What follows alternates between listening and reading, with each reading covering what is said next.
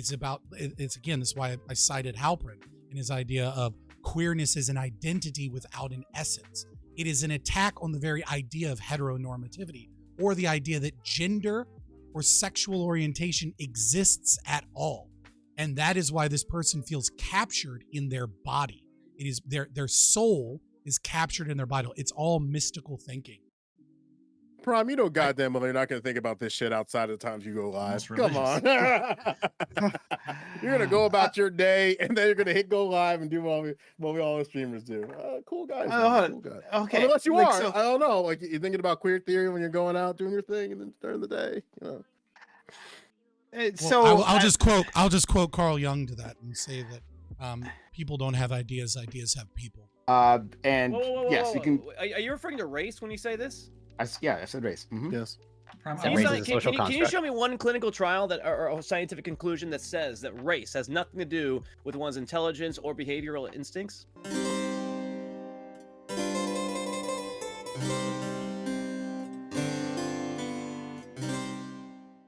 Fine. Okay, we're just gonna get started. Again, I'm like thrown because we're doing it so early. All right, so topic 1. A former Ohio middle school teacher said she was forced to resign after she told her boss that she would not address students by the preferred pronouns because it violates her religious beliefs. Now she is suing the school. Should there ever be religious exceptions when it comes to public interactions? Whether it be schools, immunizations, or the military, should the government respect religious beliefs in any of its mandates? If you believe the government should respect exceptions, what are fair limitations?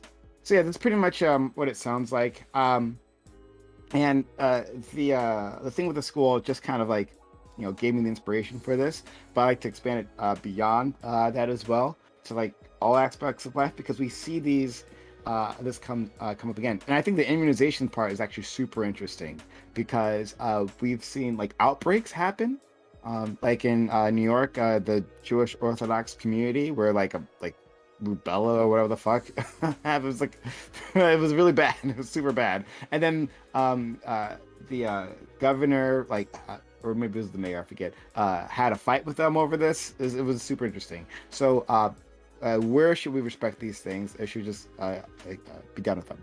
Sorry, Lactoid, for introductions. No, thank you. So I took a look at the article and I was pretty shocked by a lot of stuff that I read. In this situation, I stand with this middle school teacher. Based on the article, the school is being wholly unreasonable in this situation. She offered to move classrooms. She offered to refer to students solely by their legal names or just names, and she also offered to avoid using pronouns completely. I understand that government employees do represent the government, and so they can't take certain positions while in their capacity of their employment, and they can't refuse to do certain things that are critical for their employment. But this teacher was actively trying to avoid taking a position in the classroom. Just because you become a government employee doesn't mean you lose every right that you have. This was not critical to her position. She was more than willing to accept a reasonable compromise, but because she refused to entertain the left's latest social engineering project, she gets canned. I think the implications of this are ridiculous. For example, like the full reductio ad absurdum. What if the preferred pronouns were the N-word? Should the teacher have to say it? Obviously not. Well, it's kind of a silly little thing to end on, but. Next, Scott. Yeah, so public schools are a violation of human rights and are supported by taxation and slavery. And so everything that they do is, in effect, in support of taxation and slavery and against human rights.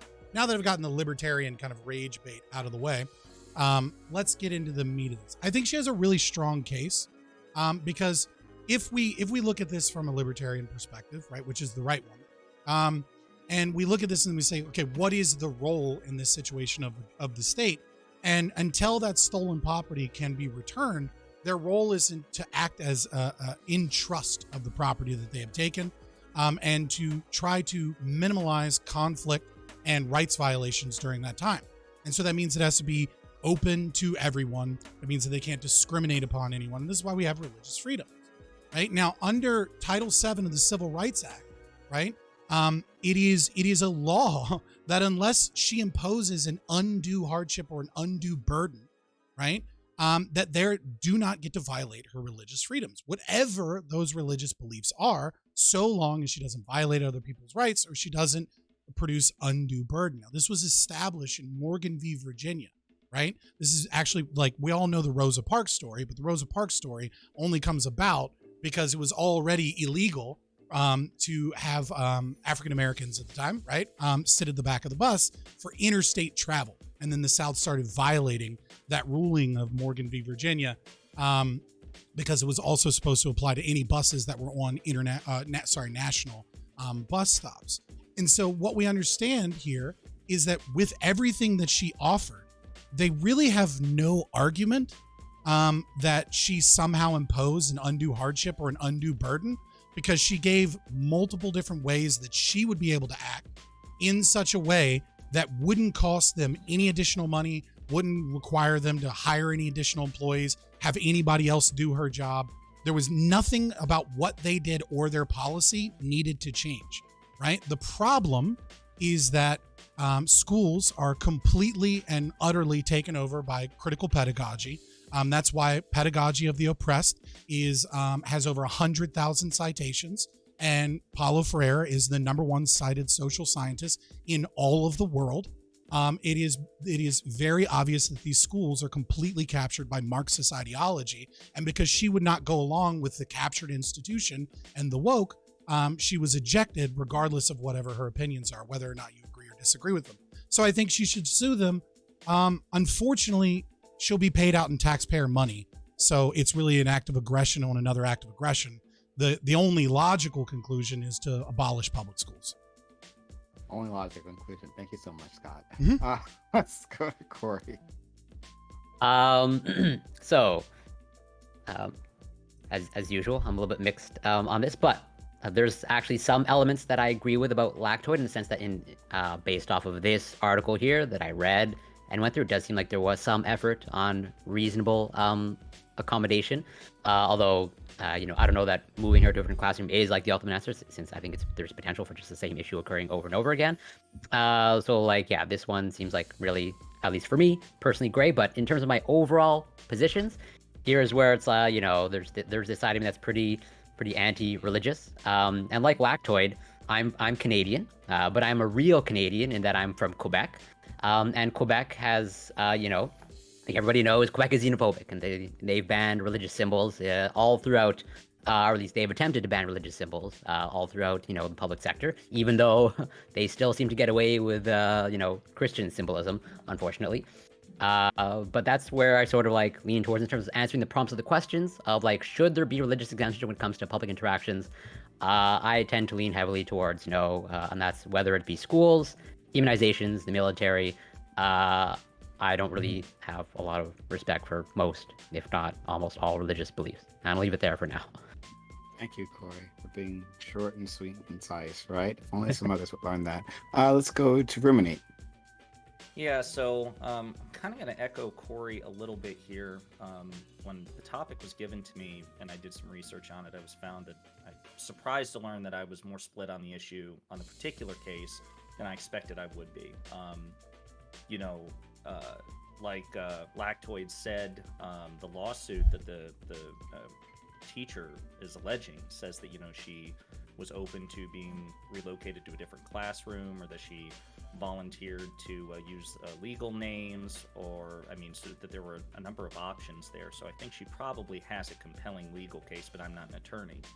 Now, in principle, just broadly speaking, because the teacher is a public servant, I think that her religious liberty, personally, to me, I am more inclined to default to consideration for the students, right? Because they're part of the LGBTQ community, they're non-binary, they're a marginalized group, they're particularly stigmatized, they have a high rate of suicidality and suicidal ideation. So it's I feel like more consideration should be granted to them, and the public space is where the teacher's religious liberty is the most constrained out of any. It's not like a private religious school. So in principle, my sympathies are with the student. But I think in this particular case, given the alternatives alleged in the lawsuit, I think she probably has a strong case to make. That said, I know Scott said that this actually might be a Title VII of the Civil Rights Act violation for the teacher. From what I was reading, it actually might be a Title VII violation on behalf of the students, because I think the case might be made that she discriminated on basis of gender identity for religious purposes. So anyway, that's where I stand. In principle, I'm with the students, but in this particular case, I think she's probably got a strong case to make in court. And I think she's also suing to get her job back, not for like a cash payout. So, Cake.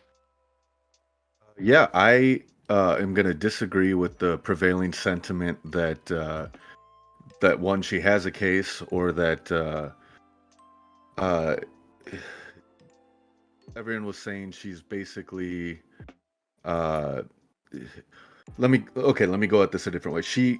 The story only cites the teacher. The story in the article do not cite any administrators, any principals. It's the most favorable version of the story we're going to get. So of course, reading that article, it's going to seem as though the teacher is looking better than she otherwise would. Yeah, that's fair. Another thing I would like to point out is she had in there quotes from her legal team, and one was, all these accommodations I'm willing to make. She specifically said I was willing to list legal last names.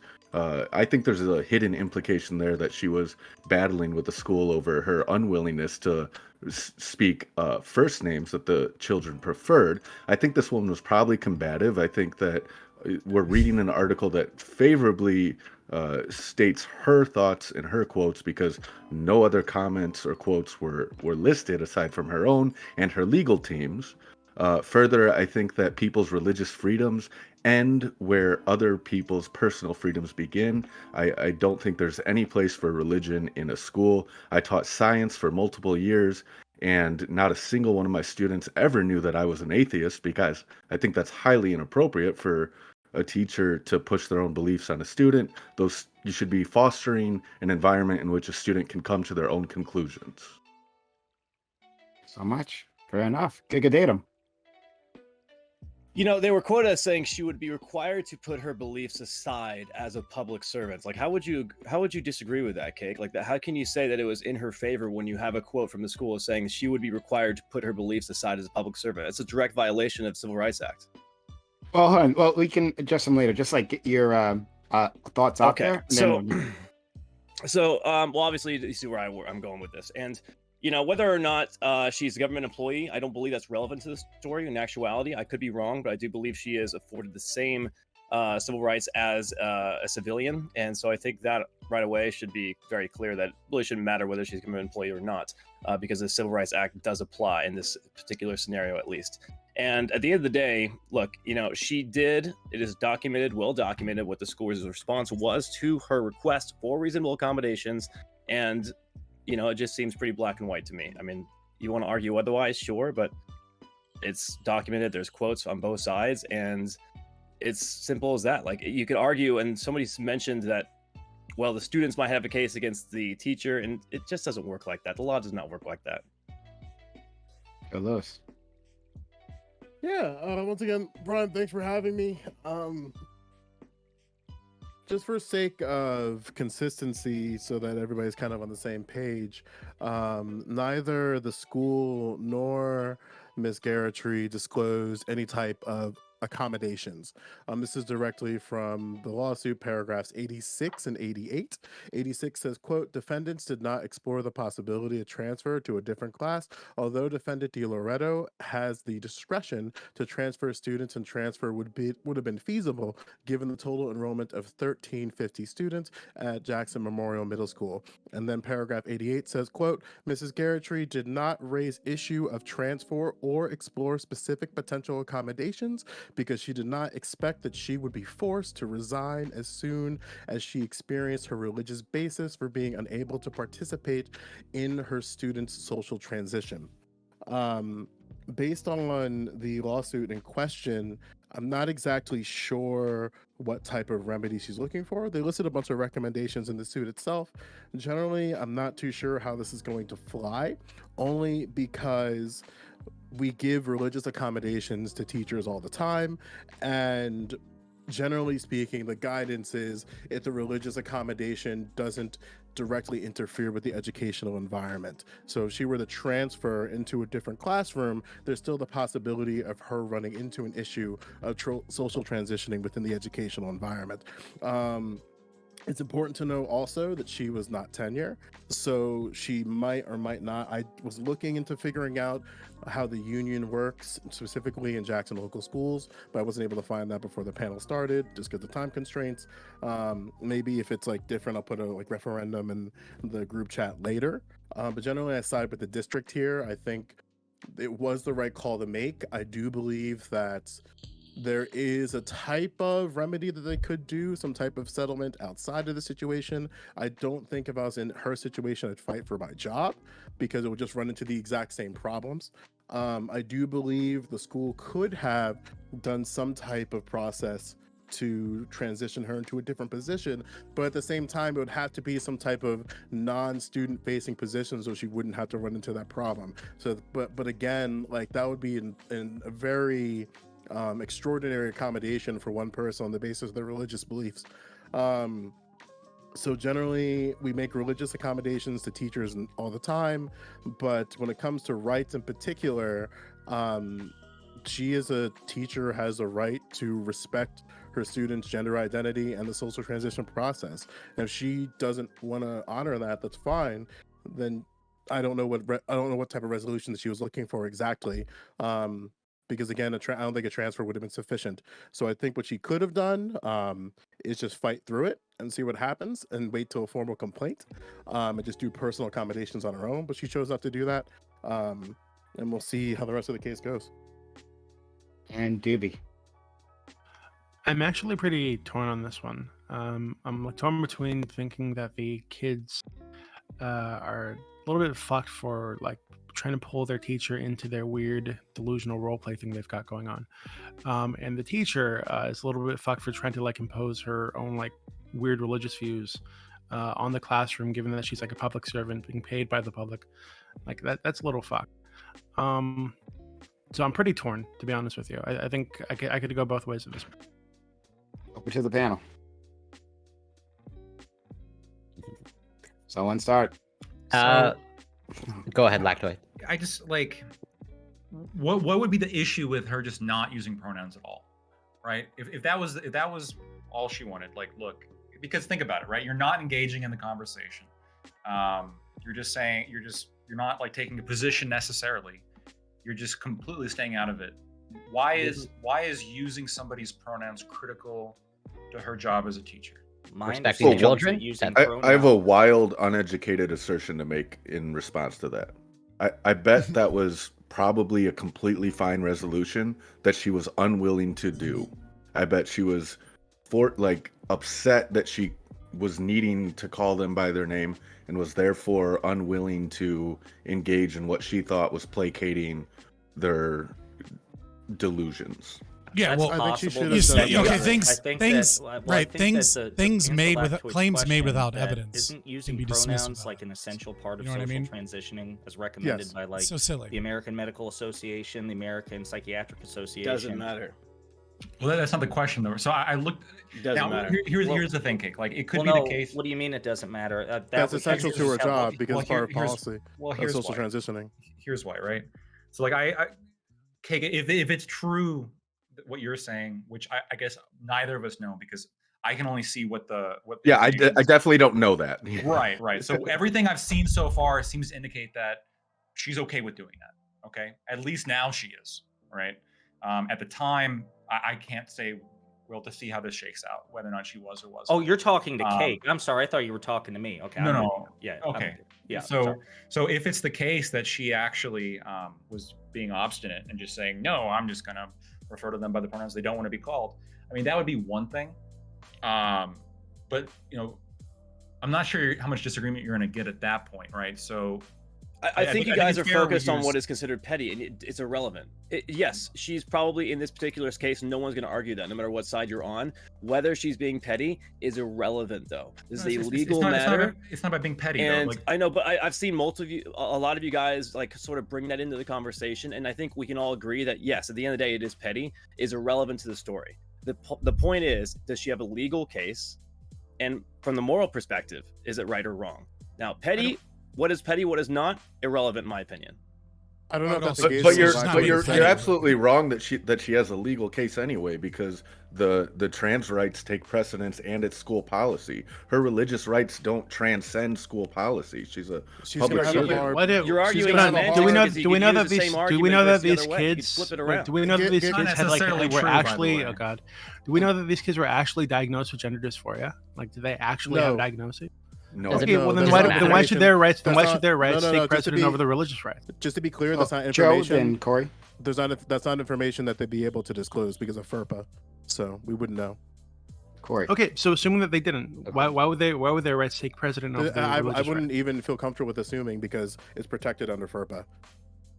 Okay, So but there's a presumption that Corey. she had There's no complaints presumption. made lobbied against her from students, Let's- or would they Yeah, not be because able if to know you- that? No, to be clear, if you are complying to social Mm-hmm. transitioning and then a student violates that, a student can file a formal complaint or another staff member, another professional. You mean to if the teacher violates that? Right, Social but we have- teacher or transitioning is student, the law. teacher or student.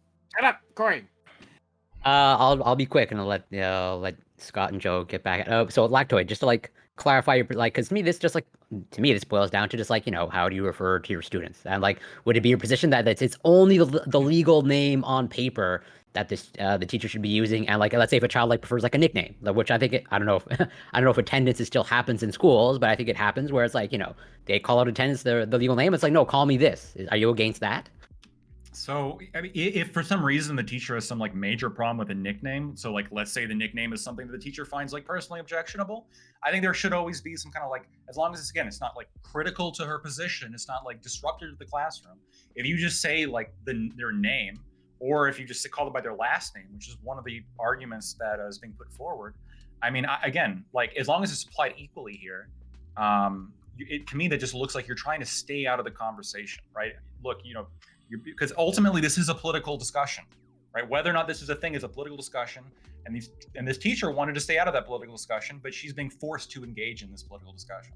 That's not necessarily I the think it's case, funny you guys actually, give so much weight to children these days as well. Like growing up when I was in school, like what your teacher said went.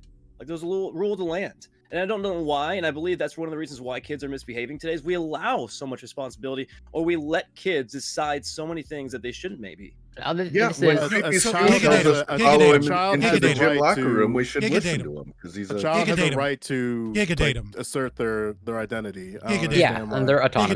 Giga-datum. Yeah, and they have the Giga right to choose whether they want to go through Giga-datum. a gender transformation. Yeah, go ahead. Giga-datum. Okay, go ahead and take Giga-datum. that argument. Yeah, I'll take that argument. Hold on. Okay, I do Giga-datum. want to hear. Jesus. I want Giga Scott to datum. stop saying the word. So please, Scott, go ahead.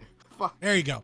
So the answer to that question is generative concepts and generative themes. If you actually read the ideology that these people are fucking taught in the education through critical pedagogy, you'll understand that it's explicitly designed to destroy the barriers between authority figures and explicitly to have children as equals and as equal voice in the authority of the education process, and that you're supposed to find things that you can decodify and that you can push ideological frameworks through. So that's the answer to where this You're came under the from. assumption that you're under the assumption that is a good thing. No, I want he's you. not. No, he's not. I'm No. not. You're gonna find out pretty quickly. And I'll just a spoiler alert. Scott is an ANCAP. Just let's get that, throw it out there. But so to kind of address that point or speak to Spoiler it. alert, Corey's a fucking commie. He just Yeah, I'm a totally a deranged radical lefty. I will gladly wear that label. Knew it. So spoiler alert to you, right, Lactoid? So I would more reframe this as like, as you referred to, reference Gigadatum, of like before it was all like teachers, the authority, and that children, like they have no say. I think we are seeing, I think understandably and a good thing, just as, medicine traditionally was seen as paternalistic and like what the doctor says goes. Now it's more of a consultant fashion where it's like, okay, actually what the patient wants actually matters. And I think the same thing holds true when it comes to education. And where before it was like all teachers and what the teacher says goes, well, maybe there's something you can actually take the child's input into account. And this might be an argument in favor of that. So what you're saying is that you'd argue in favor of parental rights over the state because you think that there should actually be involvement from the people that are actually able to consent in the process. So like a doctor, right? Instead of them being the lord of the individual, it's the consumer. It's a person that's purchasing the service. Just what you're saying is that you would actually support, for example, parental rights and education bill in Florida so that parents can have a say since they're the individuals that are the guardians of the emergent will of the child. Or are you just bullshitting and you really think the state goes, but like you're okay with this new kind of commie gobbledygook that's being presented in the schools as well? Okay, well, there's a lot to unpack there that I would love to. So to answer your question, I don't think I've ever made the argument of abolishing all parental rights.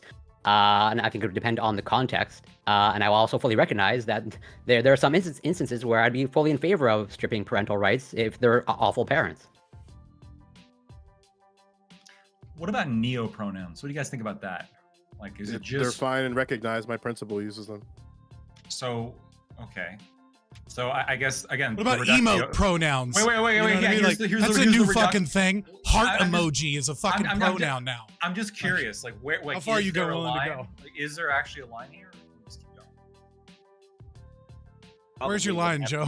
Anybody got a line? Wasn't that one guy that said, like, your majesty? Let me ask you guys a question. All right, say it was a student in the classroom, a peer, and they did not want to refer to that individual by their preferred pronouns or name. How would you feel about that?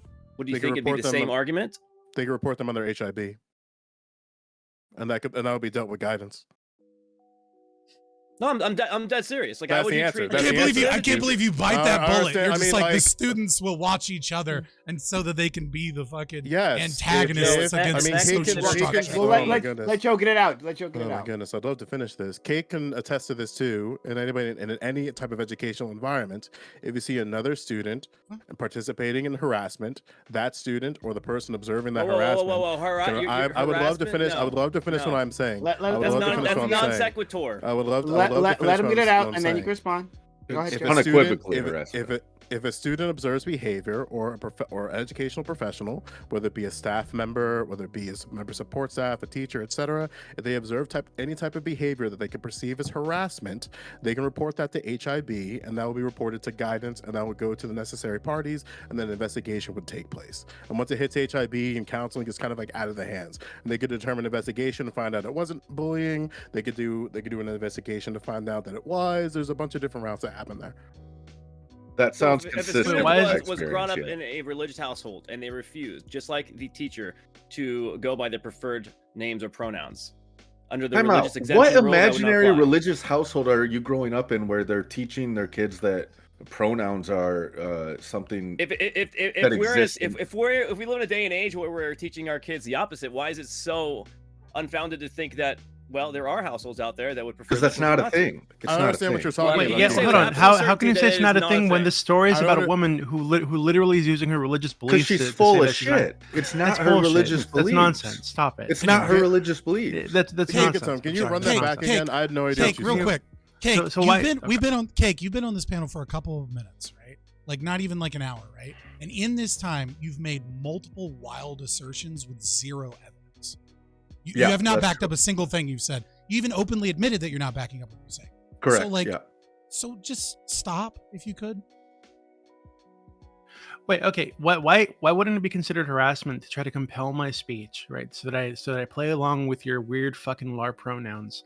And if I don't play along with your LARP pronouns, you're gonna fucking report me to the principal or have me sent to the fucking office or whatever. Like, why isn't that harassment? Is a deliberate act.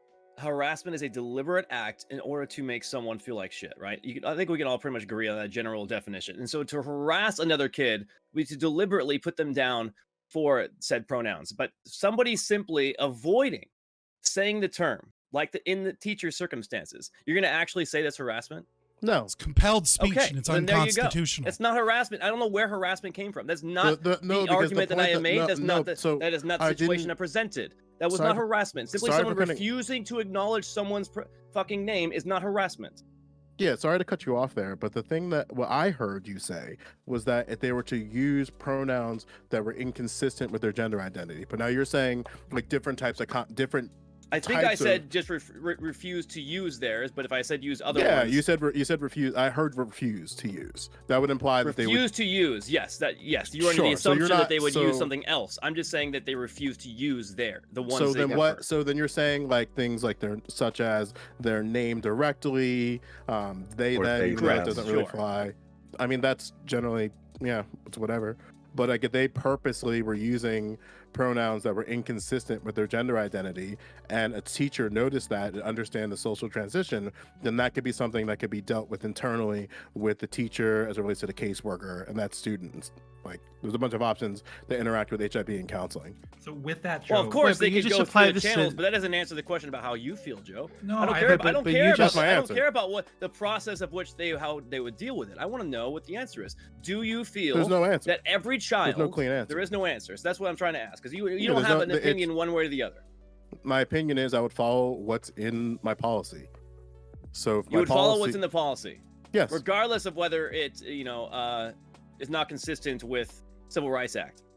He's if- just even if it- following orders. Even if it was, okay, even, guys. even if it was inconsistent with my religion as a Roman Catholic, yes, I would follow it. So hold on, there's nothing wrong with like, there's not. Yeah, if you want to follow the rules or whatever, there's no. I don't think But anybody she had has an the issue. I'm not to cut you off, Lactoid. She could have done that as well. She didn't have to talk to the principal. She could have made a personal consensus and then done that herself. So she could have, based on the complaint, she could have just used their names and been done with it. And then if the principal does something later, then she can go to that route of making the argument of religious beliefs. But that didn't happen. Again, a lot of this stuff needs to come out because according to Complaint 80, I can send you the complaint, friend. Sure, Do you but want it? I can look at the complaint, but complaints don't always encapsulate the full fact the basis. complaint is the actual the case that we're talking about. I know, the no, argument I based know, off of. I know what complaints are. What I'm saying is that complaints sometimes don't always fully capture the factual basis behind the lawsuit, right? You allege only certain things in a complaint because they're legally relevant. You might leave out other things that aren't necessarily legally relevant in So the statements by Can her. I ask a clarifying? Can I ask a Hold on. clarifying question? Once I'm What done does it speaking, you mean- can. Oh, Once I'm let- speaking, you can. Absolutely, go for it. So when you look at the statements made by her attorneys, for example, like multiple times, the picture that's painted is very different. It's not just like what it's saying is that she came to them willing to work out a compromise, and they were immediately unwilling to compromise. That's the position of her attorney. It's the same people who drafted the complaint. Okay, so specifically within this, which is Vivian Geraghty versus Jackson Local School District Board of Education, Christopher Deletto, Monica Myers, and Carter versus Vivian Geraghty. There's a section that is called factual background. So why are they using the language of factual background? That's the question I was going to ask you. Yeah. So, the factual background is to explain some facts of the matter, but you can't put everything in there, right? There's a whole, Right, there's a whole so discovery then- phase that happens. Sure. So then the question I have further then is within that, in paragraph 88, it says, quote, Mrs. Geraghty did not raise the issue of transfer or explore specific potential accommodations because she did not expect that she would be forced to resign as soon as she explained her religious basis for being unable to participate in her student's social transition. So the question is, what other information could be brought out in discovery, Sure. but specifically So- within that paragraph? Can Right, you so- read so- that again, Joe? Actually, wait, real quick, no, the well, the first part of that. You can post. I would like to actually, if you can post it. You said you could post it. I'd like to take a look at that. But that would be in line with what her attorneys have said, which is Because I heard, I read went, that hold literally. on. This wouldn't be in line with what her attorney said, which was she went in there willing to compromise, wanting to speak, and the position that was given to her was no, like we're not going to compromise. Either you respect this or you have to resign. That was the statement that her attorneys are saying was given to her. Sure, that's So, not how are you going to say that when they basically say we're not even going to argue with you? Like, do this or resign. Just That's not for the exactly- record, that's not- it's the That link burden. too. For the record, it's the burden of the state to present accommodations, not her. It's not her responsibility to go to the state and say these are the accommodations that I'm willing to do so that we can be more in line. It's the state's burden to, or the school board in this instance, or principal, more specifically, to say, well, here's some things we can do to resolve this issue. It's not her Especially- job to come up with compromises that Especially go. when they're saying she has to resign otherwise. You know, it's funny. It's funny. You Yeah, but mention it's that her because, job you know, to follow US the school government district's just sued- policy. The U.S. government just sued Kroger. Are you guys familiar with that lawsuit?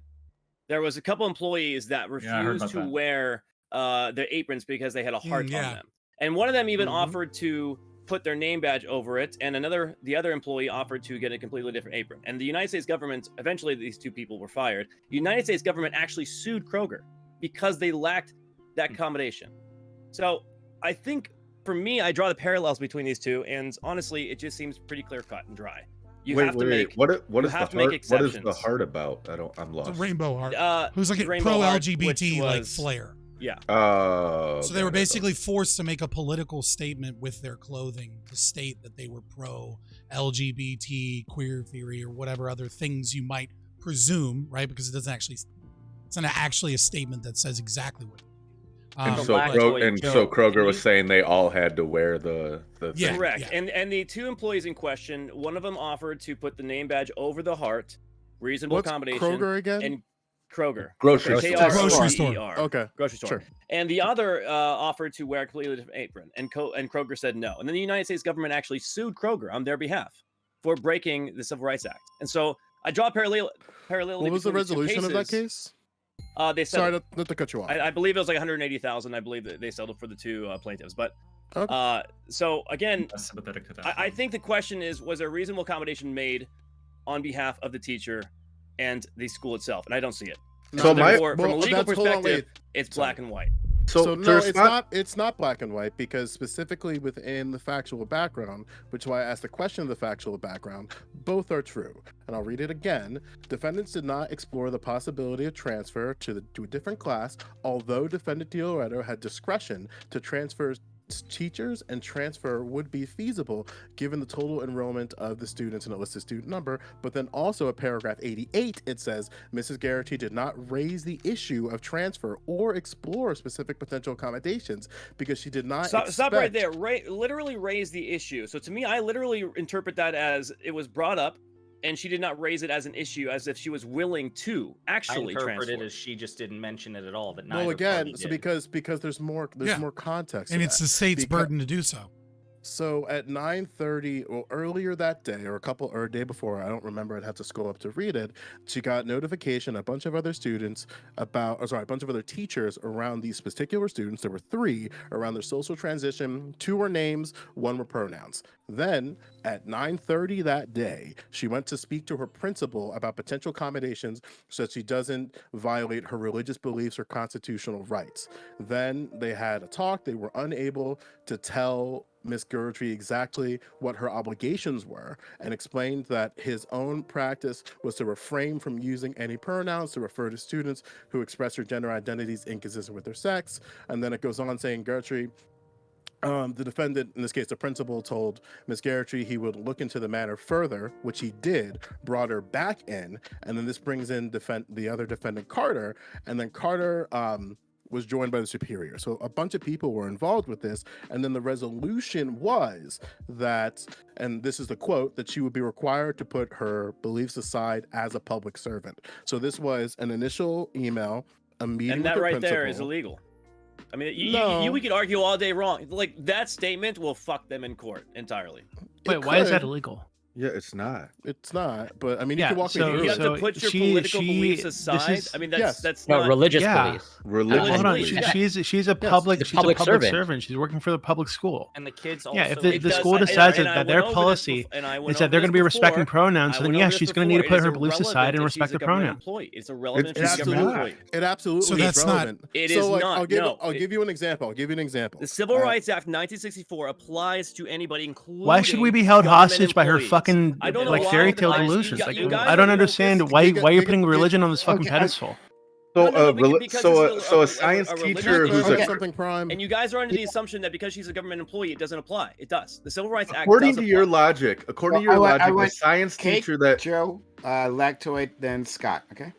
according to your logic, a science teacher that is a Christian could teach that evolution isn't real because she believes in No, her- again, yeah, that's That's your a red logic. herring No. because that's part of the curriculum. You're arguing semantics to make yourself feel good. It's irrelevant to the story. We're not arguing over curriculum here. It's a completely different subject. Joe? Okay, well, you just didn't get my point at all then. But No, because I got your point. It was stupid. Yeah. You're arguing over what is curriculum of which the teacher, yes, has to abide by, versus something that is not consistent with the policies of the school. Well, there's school policy that the teacher also abides by.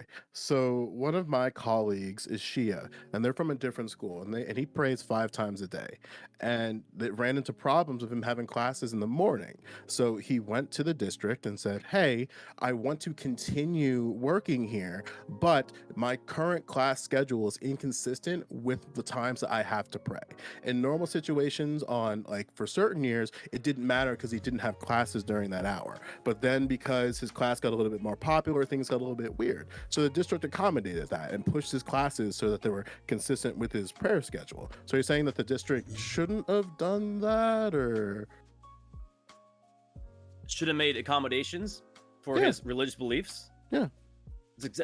I'm in favor of making accommodations for religious beliefs. That's exactly what I'm trying to tell you guys, which is why I find it hilarious. Wait, why? That you bring that up, because you're only proving Like, my point. hold on. What's the line for that then? It's like, so what if there's like a very That's Catholic what or we're Christian arguing. teacher, That's the, or that's or what like a we're hardcore arguing. Muslim But teacher Joe- but who Joe just literally doesn't argued in doesn't favor want of homosexuals in religious their beliefs. classroom. I That respect. just doesn't want homosexuals in their classroom.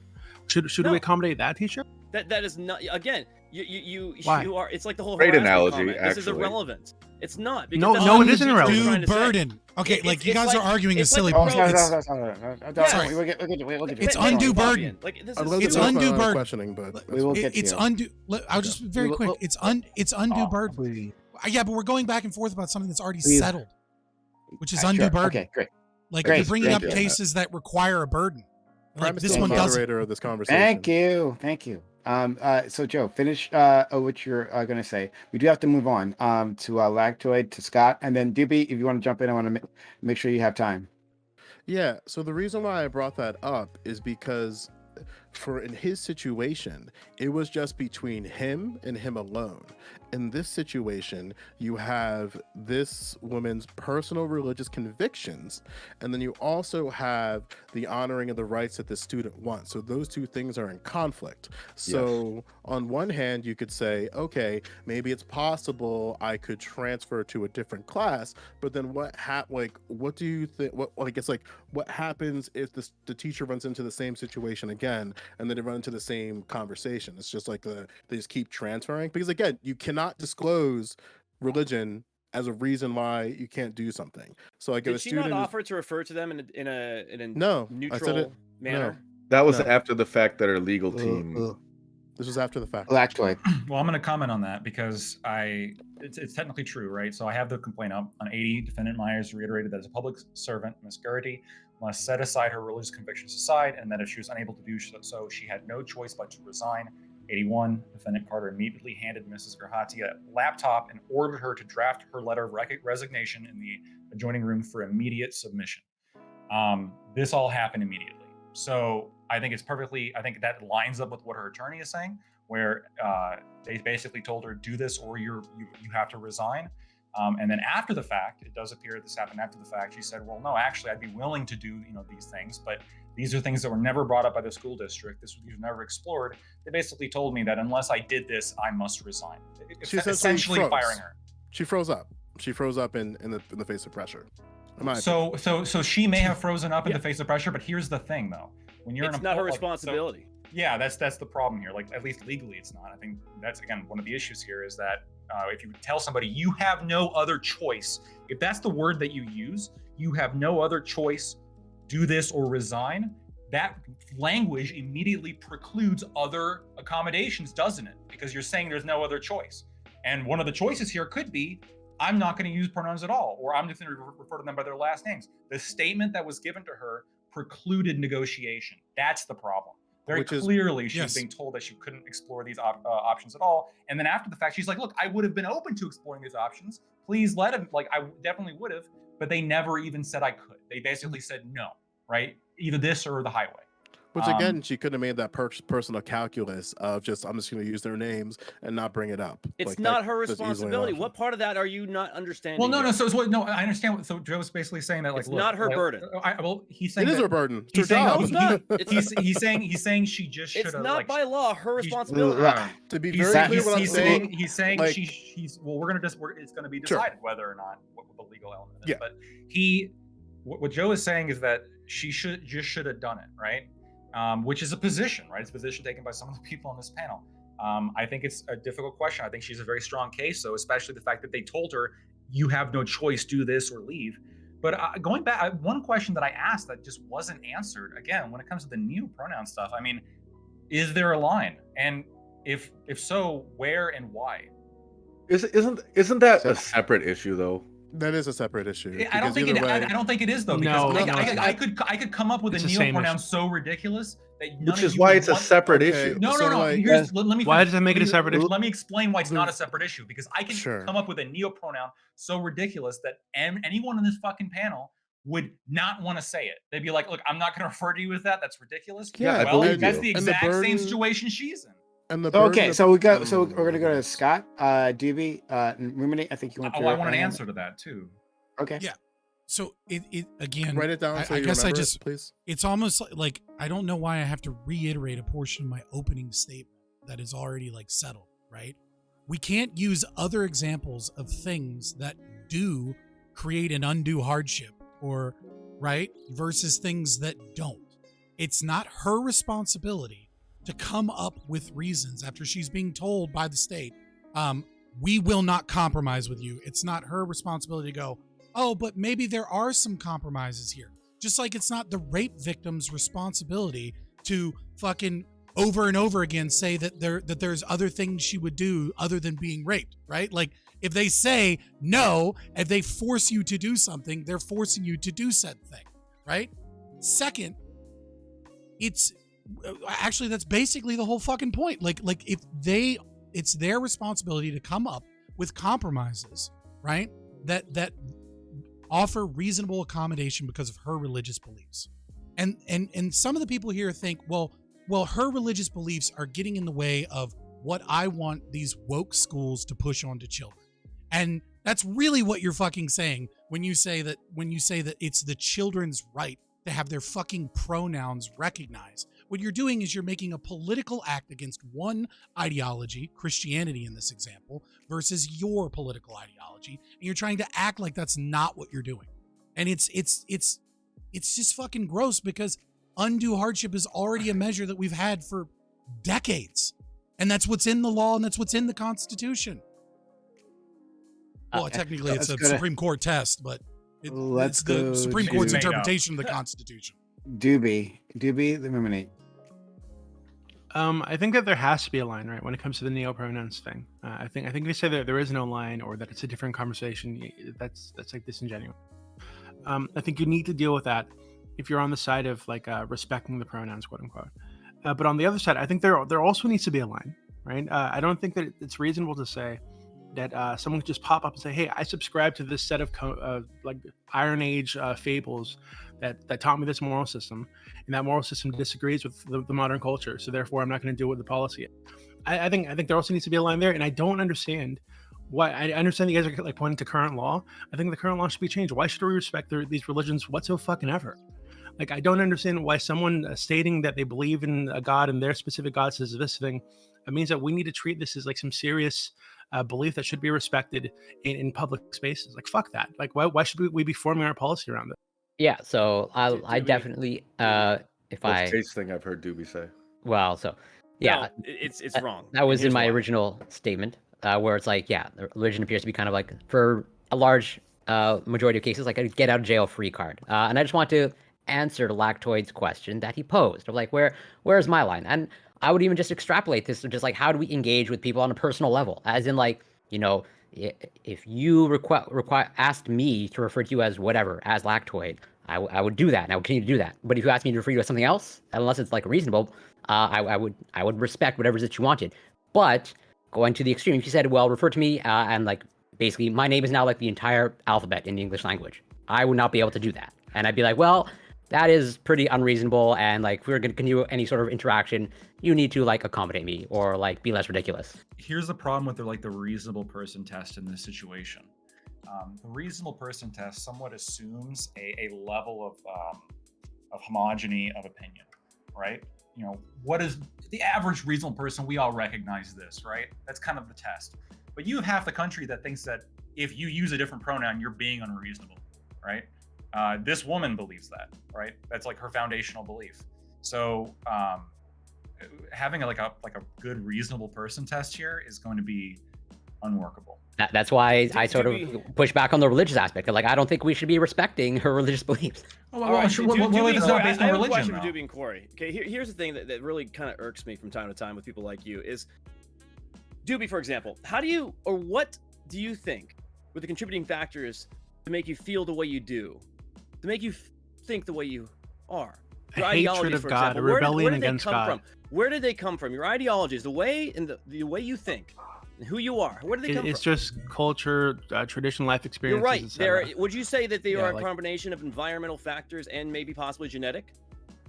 Yeah, I'm sure there's there's literally no other answer, motherfucker. So yeah, it's those two, right? So here's the thing that I'm trying to argue. Whether your environmental factors, let's be honest, are probably the vast majority of the reason why you are the way that you are. Why do we discredit, then, religion, which once again is just another environmental factor? You, my friend, think because of who you are, due to how you were raised, who you grew up around, and simply speaking, you are just a product of your environment. Why then do we discredit someone simply because they have religious beliefs, which once again are environmental factor?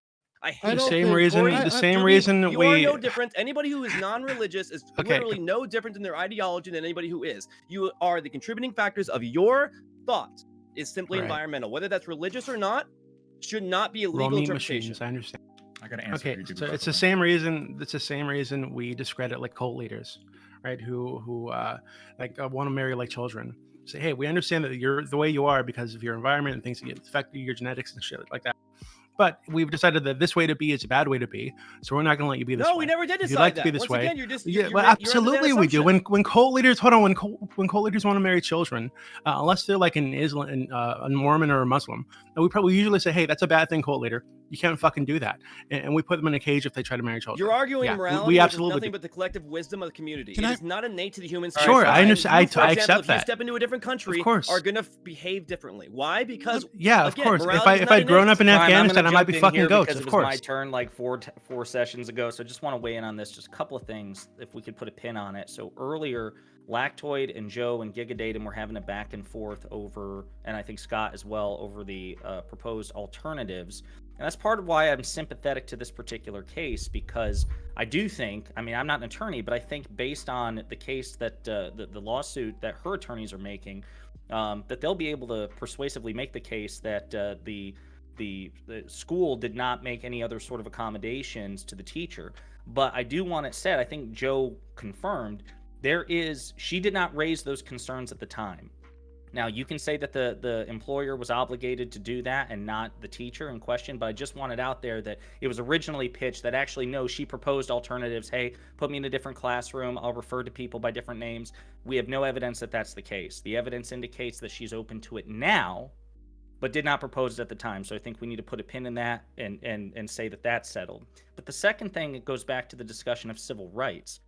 I agree clearly that Geraghty, the teacher, clearly enjoys civil rights, but so too do the students, right? So that's the other issue. She's not the only one who's protected by the Civil Rights Act. So too are the students. And so the frustrating thing is the only civil rights that have been considered, particularly by the conservatives here, is the teacher. What about the students? What about the minors? They also are protected by the Civil Rights Act and also enjoy civil rights protections. So I'd like somebody to respond to that. Well, I'll respond to two things. The first thing, you're right, Ruminate, when you're talking about, you're right. And then the complaint reads that she likely didn't bring up the accommodations beforehand. That said, she explicitly did not, to be clear. Right. But sure, that's what I said. Paragraph 74, 75. But yeah, keep going. But we also know the reason is because the school said no compromise, like no other option. That's not true because paragraph 74 and 75 come before 86 and 88. Hold on, we're gonna. Mrs. Geraghty explained that she could not put her beliefs aside, and she did not believe she could be compelled to do so as a condition of public service. This is right before 73, after Ms. Geraghty explained her beliefs set forth in paragraphs 39 through 47. Defendants Carter and Myers told Ms. Geraghty that, quote, she would be required to put her beliefs aside as a public servant. Right. She made it clear that her convictions were fixed. Dude, which No, but- again, no, a but clear they violation said- of the Civil Rights Act. I don't even know why this is legally speaking. This is not something to argue. We're just simply arguing semantics. Morality, we can argue all day long. And what is Lactoid, right and when you what go is to wrong. answer, when you go to offer an answer about the civil rights protections for the students, I'd also I like haven't to answered know when you do answer. I would also like to know, in the end, because I assume you're on the side of that the teacher's civil rights should take priority in this particular case. I would like to know why, if that's what you believe. Are you asking me? No. Lactoid. So, okay, so 80 and 81 reiterated that as a public servant, Ms. Geraghty must set her religious convictions aside, and that if she was unable to do so, she had no choice but to resign. Defendant Carter immediately handed her a laptop and ordered her to draft a letter of resignation in the adjoining room for immediate submission. They're not giving her an option. They're not bringing it up. And they're saying, like, you do this or you get fired. She made it clear, again, which is why I cited paragraph 74 and 5, because that happened before what you just mentioned. Yeah, none of that contradicts what I just said. Okay, if you say so. Yeah, I think what Joe was saying that none of that. I understand that she didn't bring it up before. What we're saying though is that she wasn't given. No. I think what he's saying is that she indicated that she would not be open to alternatives by saying that she would not set her beliefs aside. Joe, is that what you're saying? Correct. Paragraph 74, paragraph 75. Right, her belief is fine. And that's specifically referring to 75, which is to participate in social transition, right? To call them by the pronouns that she doesn't want to say. Excuse me, clarification. Are you 73 and referring to 74. school policy? 73 and 74, not 74 75. Can you link this? this? Can we avoid talking about the specific policy and talk about the principle? I think 75 is important there because again, ultimately this, and you can disagree with the argument, but a horrible position here now because it's pretty it's pretty clear that she did not bring this up beforehand. The position is that she obviously couldn't because she was told that she had to do this or she would not get that fired. She couldn't, she didn't want to. That's a okay. Well, we disagree on that. We disagree on that. I want to answer the second question. So to answer that question, I do want to work with what Dewey just said because I want to pass like the minutia of this particular case. Yeah, when your employer hands you a laptop and tells you to resign, I mean, I don't know if you can get any more clear than that. But Ruminate, when it comes to like the civil rights of the students, I 100% agree that like the civil rights of the students is like needs to be considered here. And this is why the idea of reasonable accommodation is so critical, right? Joe brought up an example of a teacher who had to pray 5 times a day and couldn't do it at some particular times. And so the school district got together and they said, okay, well, the students have a right to like a consistent education and the teacher has like, you know, a right to, you know, their beliefs or whatever. What can we do to like not infringe on either? What can we do to like make it work as best we can? And in this situation, you know, if they had taken the time instead of saying, you know, draft the resignation letter, if the time had been taken to say, okay, refer to students by their last name, that's not violating the civil rights of any of the students, and that's not violating her civil rights. And you're muted, just so you know. Yeah. Sorry, just so I can steel man your position, make sure I understand it properly. Your opinion is if both parties had explored alternative options as opposed to just an immediate firing or resignation, there would have been a way to thread the needle to respect her civil rights and their civil rights, and that's why that was the alternative that you're proposing. Okay. I am not in favor of letting a teacher be able to use pronouns to a student that they don't want to be called. But the teacher was more than willing to say, I'm not going to use pronouns at all. That's the correct answer. Perfect. Let me just ask this. Because again, there's this, you know, the idea of social transitioning, right? And multiple medical authorities and psychiatric authorities and pediatric authorities, there's a consensus there. And that I don't know what that means to you, but let's just take it for the sake of argument. If they say, look, when people have preferred pronouns, misgendering them is obviously like a severe violation of that. It's deleterious to their mental health. And there's, again, high levels of suicidal ideation, all these things. But even if you don't deliberately misgender them, you don't use their preferred pronouns. Like you try to take that third option, like, hey, look, I'm not going to deliberately misgender you, but I'm not going to use your preferred pronouns. I'm just going to call you by your legal name or something else.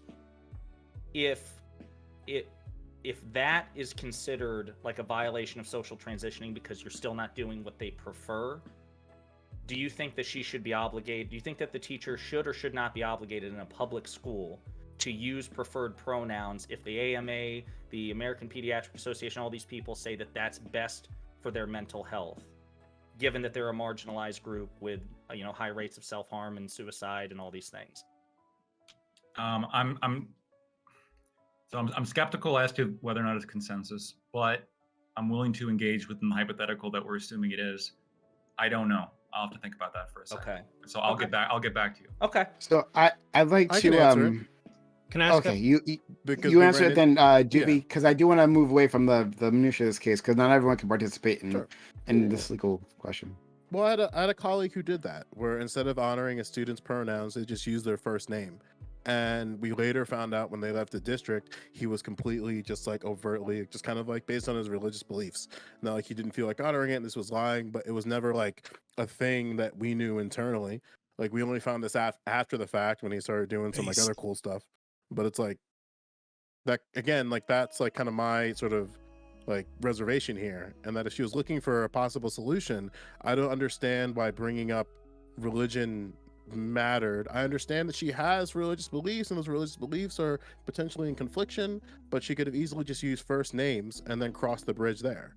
Like she could have just used first names of these students in the classroom, and you don't have to bring in your religion, you don't have to bring in all this other nonsense, and then just like run functionally. And then if it becomes an issue of social transition, then we can go down this road of like religious convictions and on the basis of religion. But she didn't do that. She just got the email and went straight to the principal explaining her claim of religion. Let's go to Doobie, and I hear something in the background. Not me. Is it the porn on somebody's phone? It's Free Cake. porn? Cake turned on his mic in Super Marriage. Okay. Doobie. Good job, Cake. So what I'm wondering, like, ruminate. So, would you require that students who claim to need their preferred pronouns to be used for their mental health, mental wellness, would you require that they get a diagnosis of gender dysphoria or some kind of mental condition that would lead them to that position? I don't know. I mean, on paper that sounds. Is my mic okay? On paper that sounds reasonable. Trying to get some sort of trying to validate some sort of psychiatric background with that, but I don't know if that would place an undue burden on the student. I don't know what sort of complications that might involve because they may not want to out themselves as LGBTQ to their parents, assuming that they're a minor. I don't know, but at least in principle, I guess I don't have like a particular objection to that other than the potential stress and undue burden that it might put on a student to defend their identity. Typically if somebody's asking for accommodations, right, they need to provide some kind of proof that they require the accommodations, right? Especially with a topic like this, when we start getting to like xeno pronouns or neo pronouns or whatever the fuck they're called these days, or xenogenders, I think if that's like the standard, or if we get anywhere near that standard, we're going to run into a lot of people who just can't prove that they have a condition, who still want you to use their pronouns. And I'm wondering, like, if in those cases where someone calls themselves like dearkin or faykin or whatever, should the school still be accommodating to them? And should the school require that the teachers are accommodating? Doobie, I'll be the first one to tell you that I can't articulate some sort of like absolute line here. I'll own that, and you can consider that a weakness in the argument. I'm happy to accept that. I think a lot of these things have to be litigated in a case-by-case basis, as things often are, either by legislative bodies or courts or policymakers. I don't have a hard line for you. All I would say is my gut instinct would be to defer to medical and psychiatric authorities, and the only objection I can come offhand in terms of your request, which is, okay, if you want me to accommodate your pronouns, I need some sort of psych evaluation or something to indicate that, according to a medical or psychiatric professional, that you are trans or non-binary. The thing that would jump out at me is, again, just the number one, the principle of the idea that you have to like medically defend your identity in a way that we really don't require anybody else to, number one. And number two, given that it's such a marginalized community.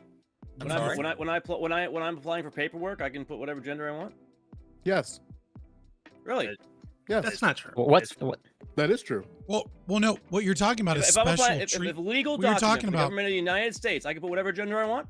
If it's inconsistent with other documents, you run into a Are problem. they asking for But if you sex? Ah, there you go. if So there'd be like some kind of test. If you right? consistently assert it, then there's a different Sorry to case interrupt. there. I was just bringing up a point. But yes, go I ahead. have no idea mean, what that point is. you're- But you can I sort don't it know out. either. Are they asking for sex or gender? Because there is a I'm distinction. saying the United States Yes. government does require proof in the form of maybe even at least consistency. You can't just randomly change your gender. as Correct, far as and I'm that, concerned. but people So- and therefore, aren't- again, so I just find it funny that you guys just discredit the No, fact that we I have Gender no identity- idea- possibly consider medical I have proof. no idea what you're trying to allude to, but I guess I'll try to walk through it the best of my ability. If somebody feels like they can't check a box that's appropriate to their gender identity, they're not just going to check it and call it a day. They would probably, I would assume, go through the measures so it could be legally changed and consistent. This is how I've known every single trans person to do, but they're not going to a doctor to get some medical paperwork to confirm that.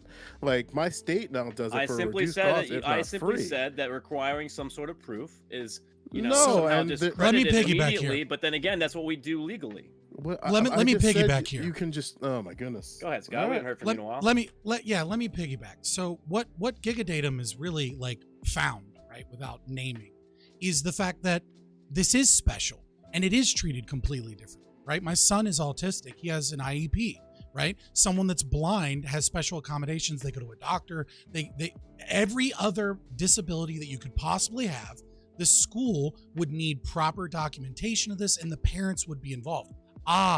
But see, it's David Halpern in queer theory that says that identity, that queerness is an identity without an essence, right? That it's actually gender abolitionist at its full philosophical conclusion, because this is not about medical issues. This is not about suicidality. This is not about appropriate outcomes. This is not about science or data at all. This is about ideology. And what this woman has done is she has come across a political philosophy that has infected the fucking schools. And that's why, under normal circumstances, it would have said, hey, look, you're Jewish. We have a policy that says you can't wear hats in the school. But I understand because you're Jewish, it's a reasonable accommodation for you to wear your yarmulke at school. But this specific thing that's not a part of curriculum, by the way, right? So Garcetti doesn't apply here. Okay, if it was curriculum, it would be different. She was hired to teach a curriculum. But what we're talking about is school policy, and all the fucking rules go out the window once you come up against critical pedagogy. And that's why this person is being punished instead of having a reasonable conversation with like, hey, you have certain opinions about our policy, we're going to come up with some type of compromise, because it's not really about the policy. It's about getting people like her out of education so that we can push forward our ideology. Well, again, I want to going to push reiterate back that to the I think idea there's that I sorry, really go want to ahead, push Joe. back to the idea that all trans people experience gender dysphoria, and therefore if you align something that's different than your gender identity, you need to take a test. I know that's like not overtly being alluded here, but that's some like really cool stuff, and you can investigate that on your own time, but I'm fairly certain Yeah, I already not stated all that trans opinion. people David Halpern, experience queerness is an gender. identity without an essence. That's the fucking bullshit. If you're No, talking right, about but people with I'm- okay, persistent, I was consistent not- just to gender be clear, dysphoria, Fabian, it's very different than the just to be ideological clear, fucking Fabian, I kid wasn't being able to directly take over the talking classroom. to you. Joe? I was just talking to Giga Tatum and you sort of like in combination, because you piggybacked off of each other. So I wasn't directly addressing you and everything, the totality of what you said. I did a accumulation of what you both said. So if you feel like I was addressing you directly, I'm sorry. That wasn't my intent. No, I'm just pointing out that it's ideological bullying by children of the school system and the teachers and the system itself against this teacher. The idea that some child can be transgender without gender dysphoria. It's fucking stupid. A child can be trans without gender dysphoria. I don't know if you... Joe, would you apply this to xenogenders too? Like, is there no limit? You're for it? pretending to like, be if- stupid. Why do we keep trying if a to kid go went to school to xenogenders and nenopronouns well, because and try we to spread this okay, outside because of the these reality things of what's exist. happening? People who identify this way. Don't say it outside of the reality. We can move People on. who We can identify move on this from way this. I'm not absolutely gonna exist. We've run answer. into them on this fucking panel. Yeah, because we I'm don't need to crushing run you on. the We don't fucking need. We need to theory move on. So that you if a refuse to kid was in fucking this class and acknowledge. said, "Hey, I'm I'm just frog not gender now. engaging. It's cool. I'm frog gender. Joe, Please stop. I'm frog gender, and you need to use frog pronouns for me. Whether should you require the teacher to use those pronouns? I said we could move on. Okay, from that part. I'm good. I would bite Yeah, that okay. bullet and say, no, it's silly. We can draw a line. I would bite that bullet. Well, I'm not actually. I got an answer to you. I've been thinking about it. I've been assuming in the hypothetical that, look, Who are just you take it as a fact that like by engaging in the social transitioning of this. These people I'm sorry, always you fucking answering run me? for the I guess hills the once answer, okay, I'm with once they you. know that you know I'm the going back to theory. that one thing that I deferred. They Um, always tuck tail and run. In the situation in which you have a student in class who has an issue and wants to be referred to a particular way or something, I think I am on board that if it is true that it is provably beneficial for the child's mental health to be referred to by any pronoun, and I'll go even further actually. If this has been diagnosed by like psychologists and like assuming that they're not captured, which I think is a whole different discussion. Officers Willie Johnson But and Herman Clark, objective for example, drove psychiatrists, to the heart of the objective Fillmore doctors district. look at what's this my kid and name? say, look, Willie this kid Johnson? needs to be referred to And why by this is my pronoun, name? and in Willie fact, Johnson? maybe Because you're also swimming in this different bitches. species. You're goddamn right. Right? Maybe I might be willing to bite the bullet that maybe the teacher should have to.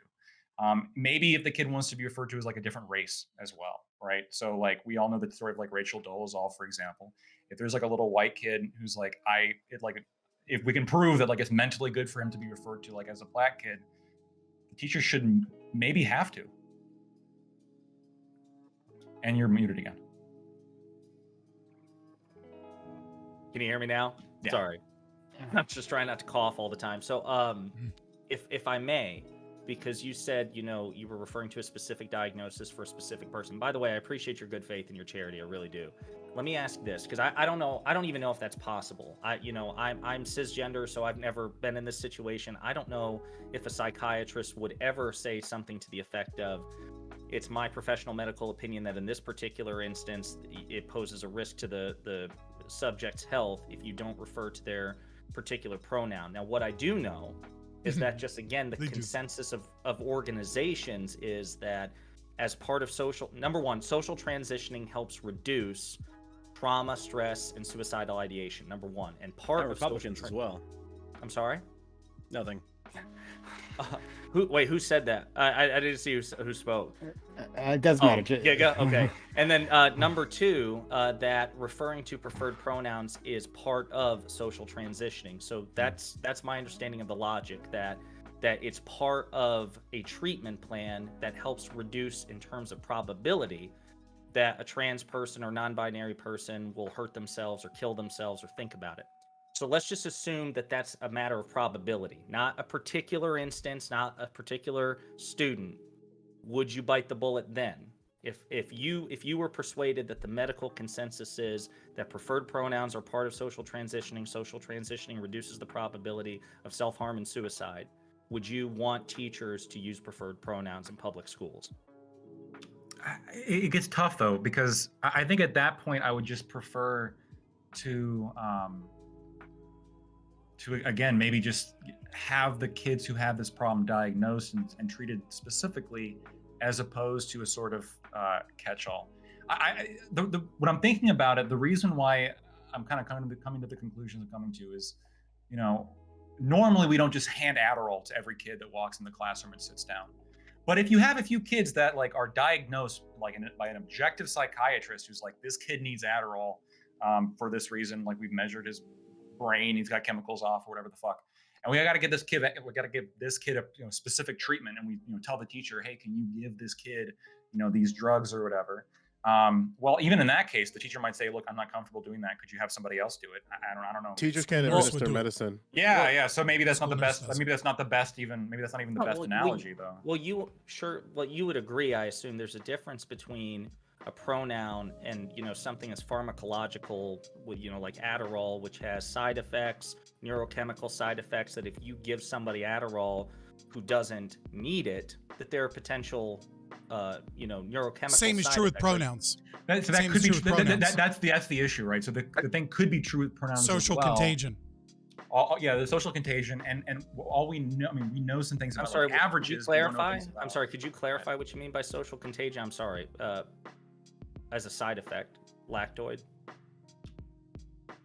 No. So so the idea of social contagion, this idea of like a prevailing culture within schools, if reinforced, can basically, not going to use the word problem, but can like create the situation in which this is more common. And so, like for example, I mean, what was it, Scott? Like in California, more than 30% of Gen Zers now are non-binary, something along these lines. It's 40% identify as LGBTQ+. Yeah, 40% now, right? It's radically different. And the most of them are identifying as non-binary. Yeah. Bisexual. Seems like it's an environmental factor, wouldn't you say? The rates seem to be like non-binary. There's obviously an environment. Right. So the thing is that like if you could just as easily say that the data is not widely available on the fact that we do know that individuals desist, right? And so like what is the desistance rate? Well, what we know is that there's like anywhere between like a 30% and 90% desistance rate, depending on how you define it, right? So some people will identify, and then a majority of those people will eventually just go, oh, I'm gay, I'm comfortable in the body that I'm in. And then a small minority will turn out to just be cis heteronormative, right? So the problem is that if you start love bombing children for identifying with an ideology, and the school system is structured around, isolating them, keeping secrets from their parents, socially transitioning them, creating a power imbalance between the structure of the family, right? Kind of a problem there. We could get into the whole Marxist rabbit hole on that one, but nevertheless, I'll set that aside and simply say that what this can do is this can lead a child and a parent, that eventually the parent comes to the table to the social transition. We've seen tons of videos from hospitals and different things where, the entire staff of a hospital will work together to go to a parent and say that the only available solution that you have to do if you don't want your kid to kill themselves, right? The Ruminate made these same junk science arguments about, the correlational idea of suicidality, and then say like, what do you want? Do you want a living son or a dead daughter? And then you start getting into medical transition, and these things are permanent and they have permanent side effects. So if you want to talk about Adderall as having permanent side effects, I think you could just as easily make a consequential analysis that having school policies that force everyone to affirm a child's gender identity through an ideological stance has physical side effects as well. And so we'll see, even if not recommended by a psychiatrist. So, Ruminate, you can quickly respond, but I do want to get to Corey, and then I want to ask like 2 questions. Sure. So number one, I didn't say permanent. I don't know what the side effects are pharmacologically of Adderall. When it's misdiagnosed. It can cause problems. Yeah, some of them are permanent. Yeah, it could be permanent. Permanent tics can happen. Yeah. Number 2, even if I grant you that there's this risk of social contagion, in the worst case scenario that it leads to some sort of, Marxist ideological capture of public schools and this widespread power imbalance between students and teachers, even granting that that's a possibility, I guess I'm still not persuaded that because we measure things in degrees, right? So are you saying that that's as likely as potential pharmacological side effects of misprescribing something like that? No, what I'm saying is that the data is informed by an ideological bent. We have really trash data. Like we have decades of research on transgender people, right? But almost all of the research that we have is with individuals with persistent and consistent gender dysphoria. What we don't have is a ton of data on individuals in this much larger category of like non-binary and trans people and this massive boom that we've had. And the problem is that we have some from like NIH in England that show desistance doesn't really occur for about 7 years for male to female and about 5 years for female to male. And so like we don't know what the actual outcomes of these things are. Instead, what we do is we take old data from when this was not socially acceptable, right? Where like if you were trans, you had to fight against the system to like insist your identity, right? You had to say, look, since I was 4 years old, I have felt this fucking way and I'm 19 years old now. Like, give me my fucking things, right? Like somebody like Buck Angel, right? That like had to fight over and over and over again to be able to transition medically.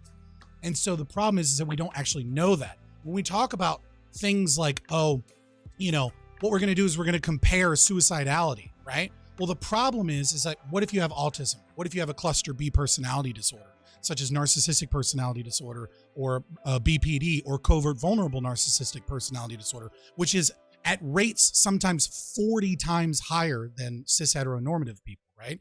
And what ends up, or you have ADHD or autism, you have fixating disorders. And so what we don't know is that the changes in suicidality might be a temporary thing from love bombing or from fixing the fixation disorder, right? And giving them something to focus on. And then it gets better as they pass because they're fixating on passing. We don't have the long-term variables here. And so the problem is that you're appealing to data that we just don't have. Okay, so we're going to go to Corey. I'll be quick. I'll do my best to be quick. Just a couple of questions, Lactoid, to understand your position better. So would you require, let's say, a diagnosis of the child if you want, let's say in this case, like compel the teacher or a teacher to, participate in their social transition? Would you require they go through like a diagnosis process? Yeah, but I also wouldn't limit it to gender transition. I'm dead serious that for race or people like cat people are into that stuff. That's actually critical for their mental health. So again, to understand your position better, what if it's something potentially like innocuous, where it's like saw a child that just instead of their name being Robert, they want to be called Roberta? Would you be like, I need a diagnosis now? If there's some reason why the teacher is deeply uncomfortable using a nickname, I think the only way that teachers should be compelled to call them that nickname would be some kind of diagnosis or some kind of medical reason why you have to call them that nickname. Otherwise, the teacher could just say, sorry, I'm calling you by your full name because that's, Can I just say, period? I don't believe children, literal minors, should have the ability to tell a teacher what to do, period. Is that such a hard take? I mean, it's sometimes. against school policies. I think they should be able to refuse a lot of things from teachers. Yeah. Not refuse. What? I'm saying no. Again, what is with it? It's a panel on just literally you can try every which way and avoiding the actual thing that I said. You have no clarity in anything that you say. Is the problem? I never said anything. You're saying anything. I literally said, is it so wrong that the teacher can literally just deny whatever request a child might have because they are inevitably a minor, of which you are an adult and you have the responsibility to teach the child? And maybe, again, I'm just under the assumption, or again, maybe I have this odd ideology nowadays that perhaps children don't know what the fuck they want. I mean, that's you're not a crazy concept to have these days. Why are we giving so much weight to children when they literally don't know what the fuck they're talking about? Generative concepts, generative themes.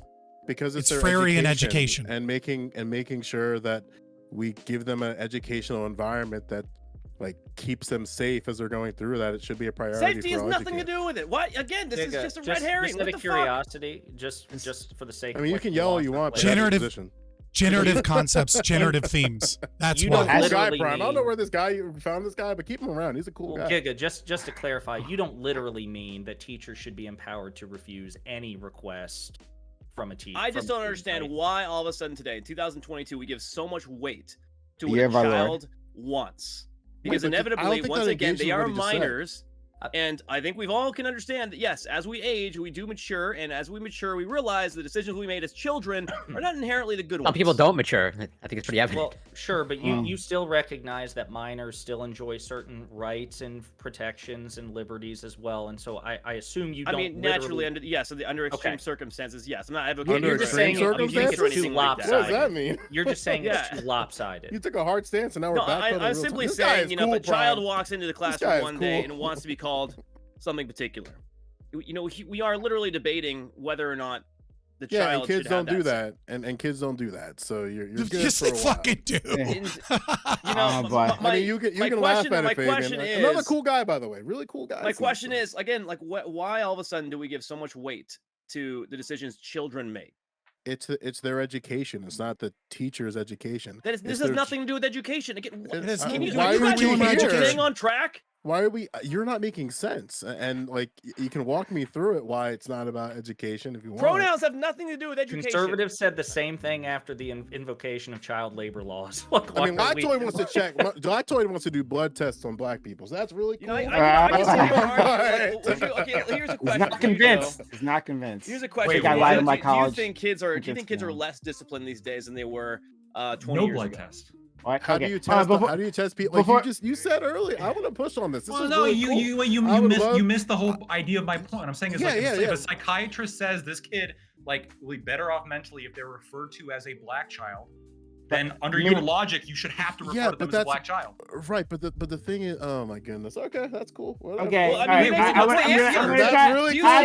cool. I'm gonna try a question. Wait, what's the answer? Oh, no. So Rachel Yeah. Dolezal. Thanks. All right, so my friend Johnny Scarlett, who I love very much, hey Johnny, popped into chat, a queer person themselves. They asked this: does the panel have thoughts on the language we use for queerness being insufficient? I personally see gender as a synthesis of having a physical body and living socially. It's interesting to me as a queer person that so much of the panel's language right now is very clinical. Yeah, like I think it was cynical. Cynical? Sorry. I did you love say this cynical? one. Oh no, clinical. It says very clinical. Oh, it's clinical. Oh, okay. Yeah, no problem. I mean, So, There's if you ever Prime. already, Prime, when you go deep into queer theory, you'll find the idea of a gendered soul. You'll eventually get to the point where you realize that the ideology that's being pushed is not one of clinical. It's not one of science, and it's not one of objectivity. It is about. It's again. This is why I cited Halprin and his idea of queerness as an identity without an essence. It is an attack on the very idea of heteronormativity, or the idea that gender or sexual orientation exists at all. And that is why this person feels captured in their body. It is their soul is captured in their body. It's all mystical thinking. Prime, you know goddamn well you're not going to think about this shit outside of the times you go live. That's Come on. You're going to go about your day, and then you're going to hit go live and do what we all the streamers do. Cool guys. Cool guys. okay. Unless you like, are. so- I don't know. Like, you're thinking about queer theory when you're going out doing your thing, and then during the day, you know. Well, so I'll just quote Carl Jung to that and say that people don't have ideas; ideas have people. The philosophy speaks. Some philosopher from out academia. yeah, but I don't think. But gender is a Joe, I know you get concept. scared when people actually know the theory and they Prime can is call you on responding. bullshit. Prime is but, responding, you know. but you know. Yeah. Cool. So I want, and everyone, want to hear your opinions on this. Like, gender is a social concept, and the sex is the would be the closest to a medical concept, right? That's the thing that's based on a solid form, but the gender, we socially constructed that. And so the fact that a person might want to move between their socially ascribed roles, I mean, yeah, that wouldn't be necessarily clinical. The problem is, Right, is but that they the should- word social construct is doing way too much heavy lifting here, right? It's just like saying race is a social construct. And yet we exist. We understand that there are like clines. We understand that there are like families and groupings, and that that race has some basis in reality, right? And that we also understand that race, No. like the idea that Obama is considered a black man, even though he's half white, is where a social construction kind of like occurs here. The same thing is true with gender, right? Like it has it is very obvious that female, right, is a sexual characteristic, right? Like it is. We have a homeostatic property cluster analysis of female, right? Like, and we understand that is a thing in biology. Yet, if gender is fully socially constructed and that it has no tie to the biology, right, then it is a meaningless thing because gender is referring to a role that we've socially constructed around females, right? So it's, race it's not has- fully mystical. So a race is completely a social construct. It doesn't have any basis in reality. We have a bunch of characteristics. So that when we am I group being invited together. on All Black Everything? So, yeah, that's fine. So I've socially decided to tell you to go fuck yourself, right? That's Oh, my okay, social yeah. decision there. Okay. Yeah, All right. okay. So Yeah. but we there's a bunch of like external characteristics that we've just happened to group together for historical and political reasons. And those have consequences, real world consequences, because we react to those social constructs. But no, they don't have any genetic basis. And yes, you can. Are you referring to race when you say this? I said race. Mhm. Yes. Prime, That I raises wanna- a social can you construct. show me one clinical trial that or a scientific conclusion that says that race has nothing to do with one's intelligence or behavioral instincts? It doesn't. Wait. Unless You we're can't. back in the. No. Unless we're back Anybody in who thinks the. otherwise is bullshit. There's not one conclusive study that says otherwise. And if you think so, once again, you're arguing against your own fucking ideology. Right. Because if you want to believe in the science, Black you people are cannot. You cannot genetic. want to find one study that says that race has nothing, zero to do with behavioral or intellect. Yeah. They're like. What year is this? Let me check my calendar. No. What? Okay, so, Are you about to this is start why- quoting, no, like, I had this very knowledge? question on my debate royale. What are you I talking hate about? when All right, I'm gonna truth- mute you. You're I good. hate when Keep going, truth- King. I hate when truth and science, all right, is hit with a moral dilemma. And frankly speaking, again, there is no conclusive evidence one way or the other. However, you guys want to discredit it simply because of your morality, and I don't agree with that. I believe we should pursue truth, inherent truth, Yeah. scientific so truth, what are regardless the of what the moral non-debunked? specifics. What are And the you cannot say- non-debunked? What are the non-debunked experiments that do say something? Please share the doing these studies. things? Yeah. Please, So yeah. what you've said, like, there's nothing that doesn't break that link. Okay, all right. What conclusively establishes that link? Please go ahead. But that's the thing. I- You're dealing in absolute truth, in which case it does or it does not. I simply say that, you know what, there's no conclusive evidence to support either way. And therefore, I'm not going to deal in absolute that's truth like you That's do. not how science works. It's just That is FYI. exactly how science No. works. If you cannot say with absolute That's certainty, right, Corey. Flex you have that a theory PhD. and you have Flex facts, it. two of which can be Flex it, different. Corey. You Yeah, are you're And I was biomedicine, right? asking something fucking very different, right? So whether No, race but exists when you make a statement under the assumption that is, again, not scientifically proven, I have an issue with that. all right, hold on. What was Bro, my you're statement? so full of Repeat- shit. Your repeat eyes my are brown. statement. The fuck? What was my You said- statement? Did you or did you not Not say you, that not race you, is not not you, based Scott. in Not biology Scott. at Scott. all? Everybody, Scott, Prime. Scott, not you. Giga, what was my statement? You were dealing with race and how Look at that race grin. is simply a construct and that there is nothing tied, physically speaking, behaviorally speaking, between races. There's nothing. I didn't say anything about behavioral, right? I didn't mention that at all, right? Simply that it's not it has no true genetic basis. That these are simply a group of characteristics, and if you examine, So no race so exhibit if you genetic so if you characteristics different if you from others. examine those populations, right, for those characteristics that we have established here in the West, right, then you'll see that there are plenty of exceptions that completely break the rule. It's not actually a real thing, and then it's further undermined by other groups, other nations having their own racial categories that are completely different from ours. So yes, this is a thing that was made up. And if you're talking about whether there are behavioral characteristics within some sort of population, and maybe some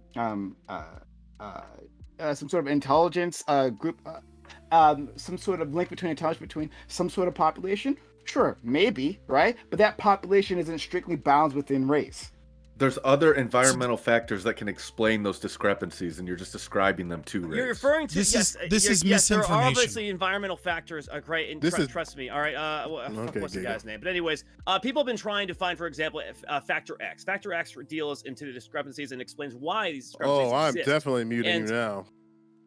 Oh my god, are you fucking retarded? Hey, Like, what are you talking about? You're gonna mute me because I brought up a literal scientific term? Is that the kind of person you are? Please- Is that please you're so explain the embedded in your scientific term, ideology please. that you can't exactly refer to someone? Giga, finish actual your study? point that I want to go to Doobie and I want to go to Lactoid. Yeah. You are the problem with America. Okay. All right. Is that your end of your statement? Not then? you, Prime. I'm saying Joe. He's just Yeah, gonna sure. turn someone off that he disagrees with. Fair enough. Okay. Let's go to Doobie, and then Lactoid.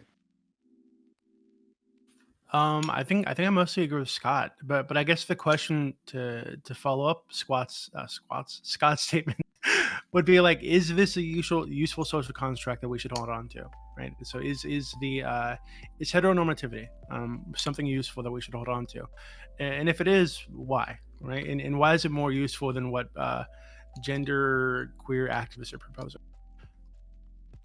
So the idea that there are genders? in existence? Like, is it Well, useful? you said, like, is there any utility in believing in the existence of genders?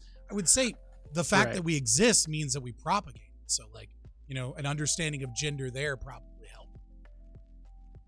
yeah, but I think It's hard for me to propagate with a dude. You can propagate. Well, hold on, but if that's because, it's harder for you to propagate with another male, right? But if you had another male who was a woman, right? It was a woman with a penis. You'd also have problems like propagating with that woman. But that woman could go out and find another woman that didn't have a penis, had a vagina, and have sex with that woman and produce a child, right? So I think they just say, hey, the issue there isn't gender or like a lack of heteronormativity.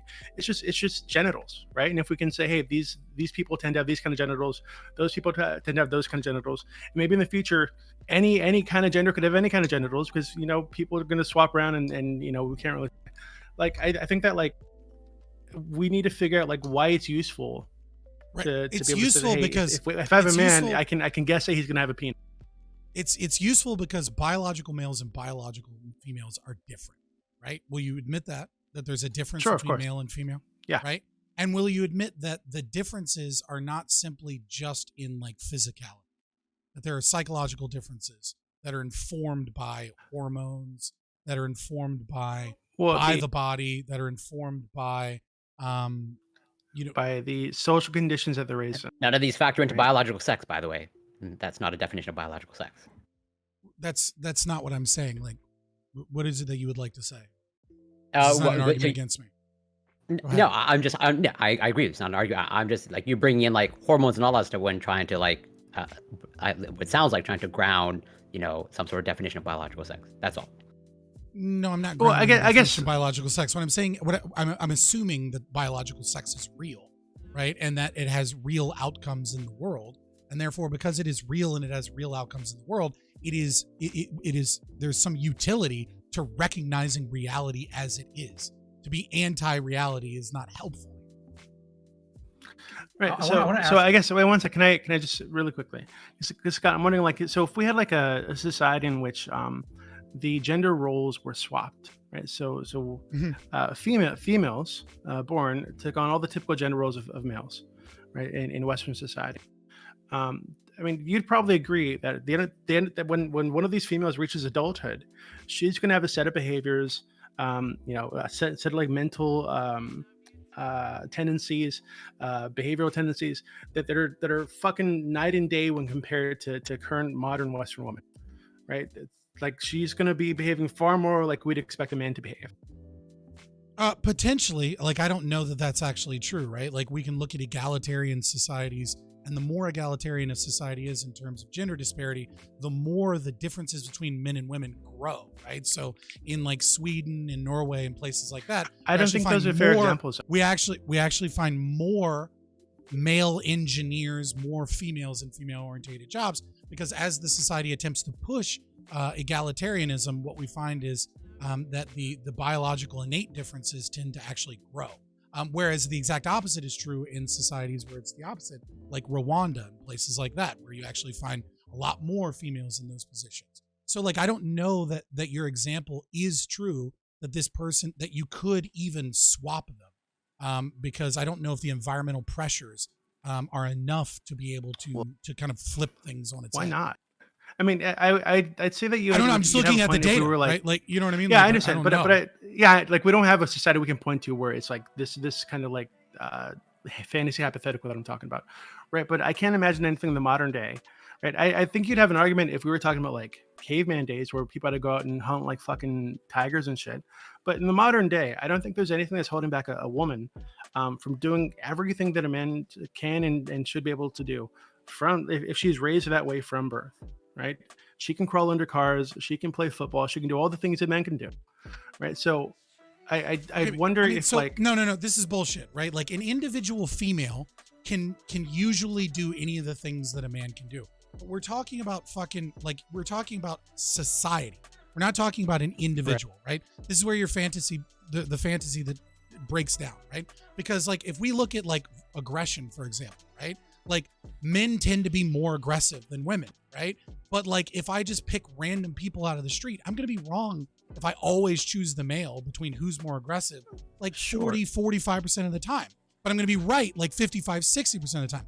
The difference is at the extremes, right? And so when you say men, that any woman can do anything that a man can do, or that any man can do anything that a woman can do, it's like, that's true if you're talking about the gender role, but that's not true when you're talking about the extremes. There's a reason that prisons are overwhelmingly full of men, because at the extremes, it's like 100-1. Yeah, but the argument would be that our society teaches men to be aggressive. It teaches kind of toxic version of masculinity, where aggression is actually encouraged, right? Where when the boys are fighting each other and rolling around in the dirt, it's, hey, the boys will be boys. Now you're getting into anti-science. Or when your son pops up and he's got into a fight at school and he's got a black eye, the question you should ask him is what the other kid looks like, right? So anti-science. I don't care about your anti-science position. Anti-science. Why isn't it? I mean, you're just rejecting that there's some kind of social influence on why men are more aggressive. Typically, I'm rejecting the bullshit aside that you're trying to do here, right? For fun, on the idea that aggression is solely based in a social constructionist lens. That's just not how reality works. Like, there are differences between men and women, and this shouldn't be a controversial fucking thing to say. Like, gender roles are different from society to society. They're different based off of environmental pressures. They're different from the culture. They're different from the religion. They're different from different beliefs. And yet, gender roles exist because these groups, by and large, with some outliers, are very different.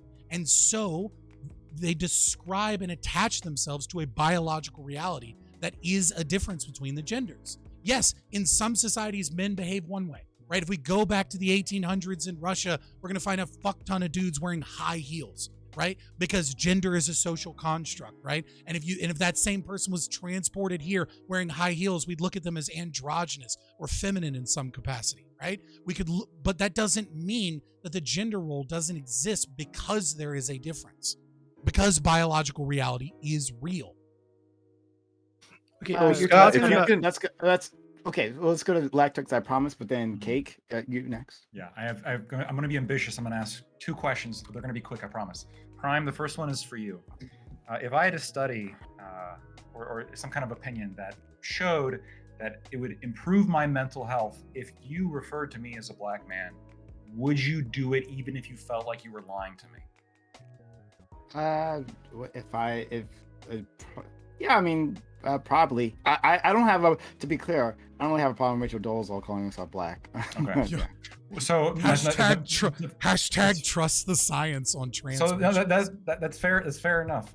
Ruminate. My second question for you is, there's been a lot of studies that show that religious belief actually improves mental health. People who are religious are happier. Do you think that teachers should have to teach religious, even if they think it's a lie, even if they disagree with it? Should they have to teach their students religion in order to improve their mental health, even if it's not true? When you say teach religion, you mean like the history of it, or like proselytize? Indoctrinate them, because that's what the studies show is good for their mental health. Oh, there's a loaded answer. I would say no, because in that case, number one, gender identity is a mutable characteristic, whereas religion is a choice. And I don't think that the United States has a legal or moral obligation to indoctrinate children in a particular religion. And then there comes the question, which religion would you teach? So, hold on, pause. You believe that gender is an immutable characteristic, right? It is inherent to their biology, right? So why would you be against in any way, shape, or form them being diagnosed? I don't think, unless I'm mistaken, I don't think that's what immutable means. It just means that it's not changing. Like you don't choose your gender. Well, legally, religion is, and also legally. So then you ought to be able to discover it in the brain. Well, it's also you ought to be able to discover. You're saying true trans exists, and some people are not true trans. Religion is immutable. An immutable yeah. So legally, this is the reason why religion is incorporated within the Civil Rights Act, is because the legal definition is not just what you can't change; it's what you can't change or what you shouldn't be expected to change, right? And religion falls under that. I feel like the question about whether or not you can change it is somewhat of a it's somewhat of a dodge of the point, which is, should teachers have to engage in something that they personally don't think is true in order to benefit the mental well-being of their students? Again, and if let's say I gave you a study here, we'll make this easy. We play into a hypothetical. I gave you a study that proved that if we had every teacher indoctrinate their students in Christianity specifically, everyone would be happier. If I gave you that study, would you be then in favor of it? No, and again, for a couple of reasons. I'll take the immutable part out. So look, number one, constitutionally, federally, we and I think under the 14th Amendment, we also have protections against enforcing or the freedom of religion, the free exercise thereof, in terms of a particular religion or lack thereof. Number one, so you would have the legal and constitutional problem. Number two, the problem isn't just that using preferred pronouns makes people happier. It's that number one, the particular group reduces suicidality.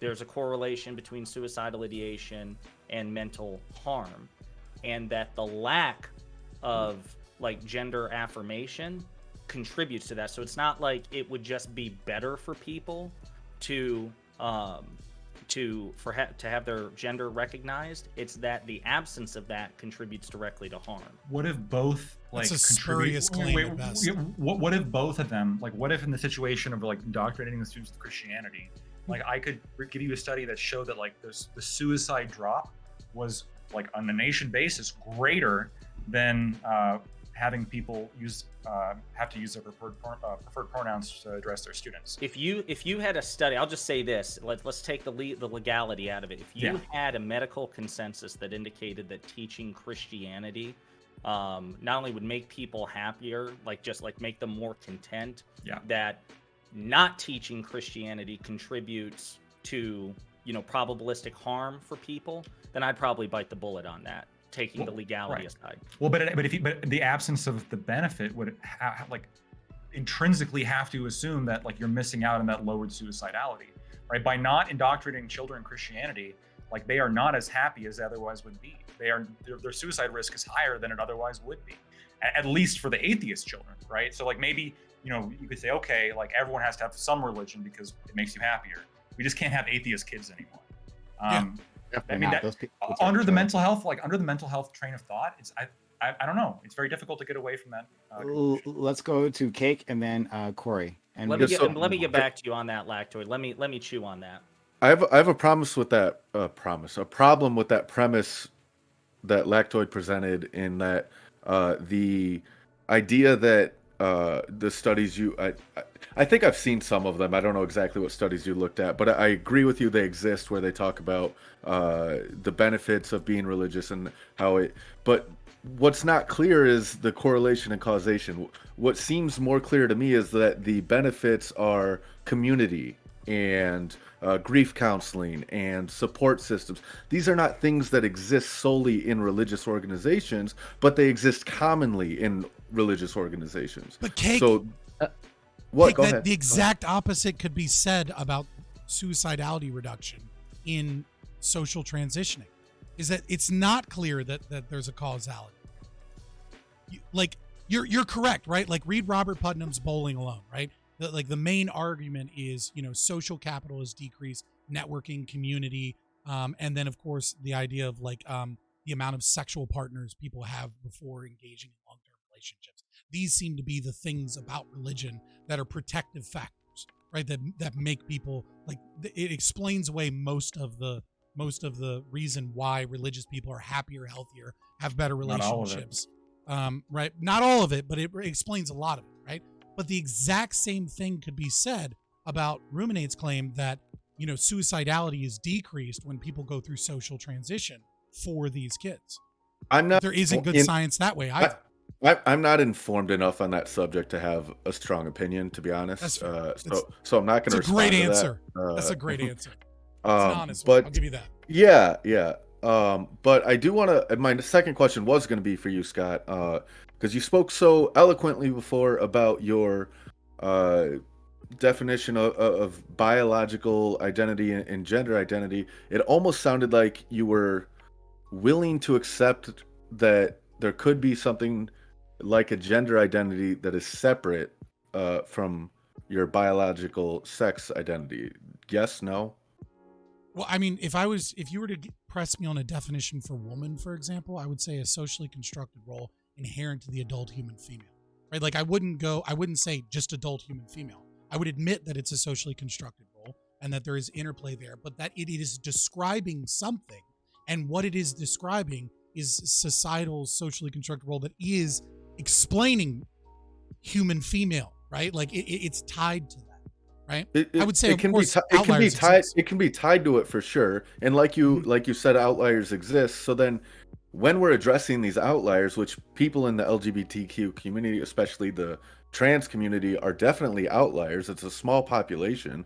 Why do we have such difficulty finding empathy for those people who find themselves so far outside the norm that they're constantly distressed by what they claim is dysphoria? Why are we so unwilling to accommodate a gender identity and just leave it alone and not call it a biological sex thing? I have no problem with I have no problem for finding empathy with these people.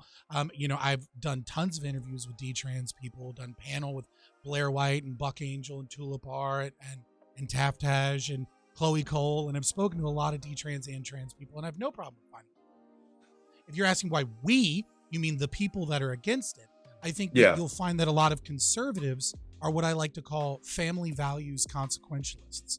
And they go along with a lot of things. And the moment you start trying to indoctrinate their fucking children and start coming after them with crazy ideology, it's not about a lack of empathy for trans people or for people with gender dysphoria. It's about the ideology and the bullshit that's being pushed on their children. And once you start coming for conservatives' kids, I think you wake up the mama bears, and I think you wake up the guys that are content to hang out in their garage and go to their job and all of a sudden realize, oh, it's time I get fucking involved because people are coming after my family. I don't think it's a lack of empathy for trans people specifically. It's a hate for the people that want to fuck with their kids. Kika, if you want to quickly respond, then I got to go to Corey. He's been waiting patiently. Go ahead. I just, of all the talk that I've heard, I keep referencing one thing. Why do we think that we have this mentality nowadays we should cater to the one? Is that necessarily a good thing? We can move on from that if you want, but everybody's under the assumption, oh, little Timmy there in the school, wants to go by these pronouns. Everyone else in the world. So I always wonder, like, at what point in time is it just simply an exception in one person? And in what point in time, like, how many people do we require to bring up an issue before we actually take it seriously? And so generative that's my thing. Is like generative concepts. No, it's true. It really though, because, is that. Again, we cannot cater to everybody. Society would just collapse. We cannot do it. And so where do we draw that line? Simply, is it just a majority rule? I mean, educators try their best and they practice. Like they're going to be perfect. They're not. There's no perfection in the practice, but like we try and we retry and we go back, try again, and then we do different policies. Yeah, but I think he's speaking to the wider society, not just educators. I never argue that there is one way to do things, but if you think that seems to be the opinion on practically everybody on this panel. That doesn't seem to be the opinion of everybody on this panel. But we can practice talking. Gigadatum. I know it sounds wild, conspiracy land type shit, but 480,000 citations. That's how many citations Paulo Freire has. Pedagogy of the Oppressed has over 108,000 citations. For the record, nothing Sigmund Freud has ever written, the father of psychology, along with William Bunt. This man is saying I was going to fight you on that. Has even approached that, right? Okay, I think his highest citations, like on the super ego, right? Like 64,000.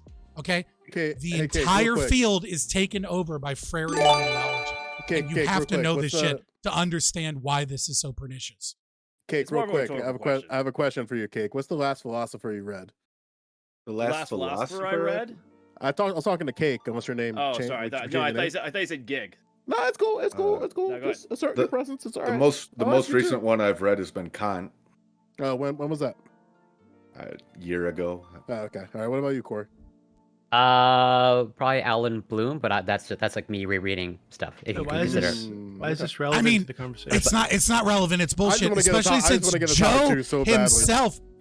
since Joe himself has read Pedagogy of the Oppressed on stream before. What? I've never read Pedagogy of the Oppressed on stream. What are you talking? Are you confusing black people again? Are you confusing black people again? Are you confusing me with Max and Mac?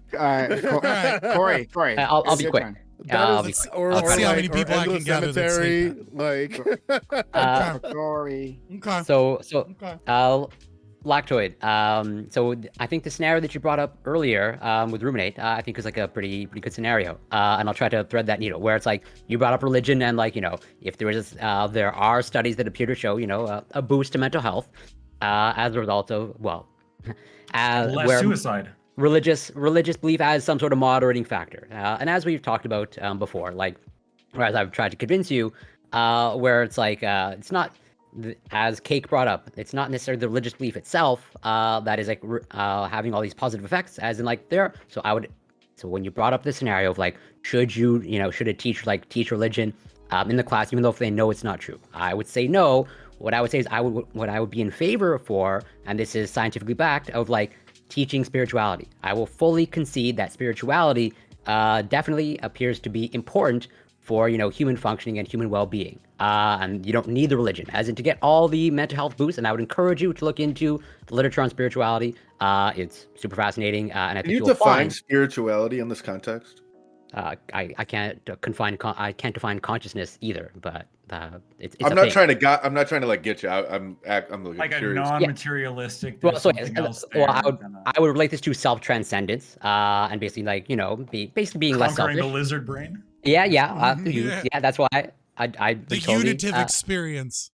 Or feeling one with humanity to a certain extent, where it's like, I would be all in favor of teaching spirituality. Andrew Tate told me that one time, I think. No, right on. I guess my mind like immediately jumped to like supernatural stuff, but the things you just expressed make a lot of sense. So here, Corey, here's the issue though. Like I have looked at the studies, and like it's true that like there's a lot of other things that like have to do with it, but there's also the argument that religion in of itself may be a unique motivator for all those things, right? Because hey, like it makes it sure easy to have that level of community when your doctrine dictates that you do. And when your doctrine dictates that you should meet all the time to do this one thing that all of you are super into, you all have a shared interest, you all, have this same set of rules that are governing your life. Like, we can argue the empirics of it, but I guess I'll pose the same question to you, Corey. If I gave you a study, okay, peer-reviewed by all of your favorite authors or all your favorite researchers that said, all my CRT theorists, all your CRT commie people that you read all the time, okay? And they all sat down and they said, Corey, the evidence is undeniable. Indoctrinating kindergartners into believing that Jesus Christ is their Lord and Savior and died for their sins and rose on the third day literally decreases their suicide rate in a way that we just can't, like, it's controlling for all other factors. At that point, Corey, would you, let's say you were a teacher, would you say, well, fuck, I gotta start teaching kids about Jesus? And also assuming that the First Amendment doesn't apply, right? For your hypothetical. Yeah. Well, obviously, I mean, legally, the school is probably going to get fucked on this one too. But I mean, let's just assume that out. Yeah. So I want to get through this so we can move on. So, but yeah. I'll try to be quick. Basically, my answer would be yes, but I would teach the full concept, and this would be grounded in, like, if the science says this, well, what does actually science say about, belief, and, like, how do you evaluate evidence, and, like, the lack of evidence for any sort of, like, divine being, in that something can be beneficial and untrue. Right. The same study shows that if you explain that to them, it removes the benefits, so you can't. He's gonna keep loading the study. This is I'll keep loading the study. I'm trying to boil down study. The theory I'm trying to boil down to is: will you lie to save lives? That's it. That's the theory question. The theory that I'm boiling down to is: when will we get to topic 2? Okay. We'll get to. Answer that one question, then we gotta go. I understand. My answer, short: I don't know. Okay. All right. Base. So, all right. You just watched a clip from our Twitch channel, Fabian Liberty. If you like content like this, please like and subscribe here on YouTube, or go ahead and give us a follow on twitch.tv/Fabian Liberty.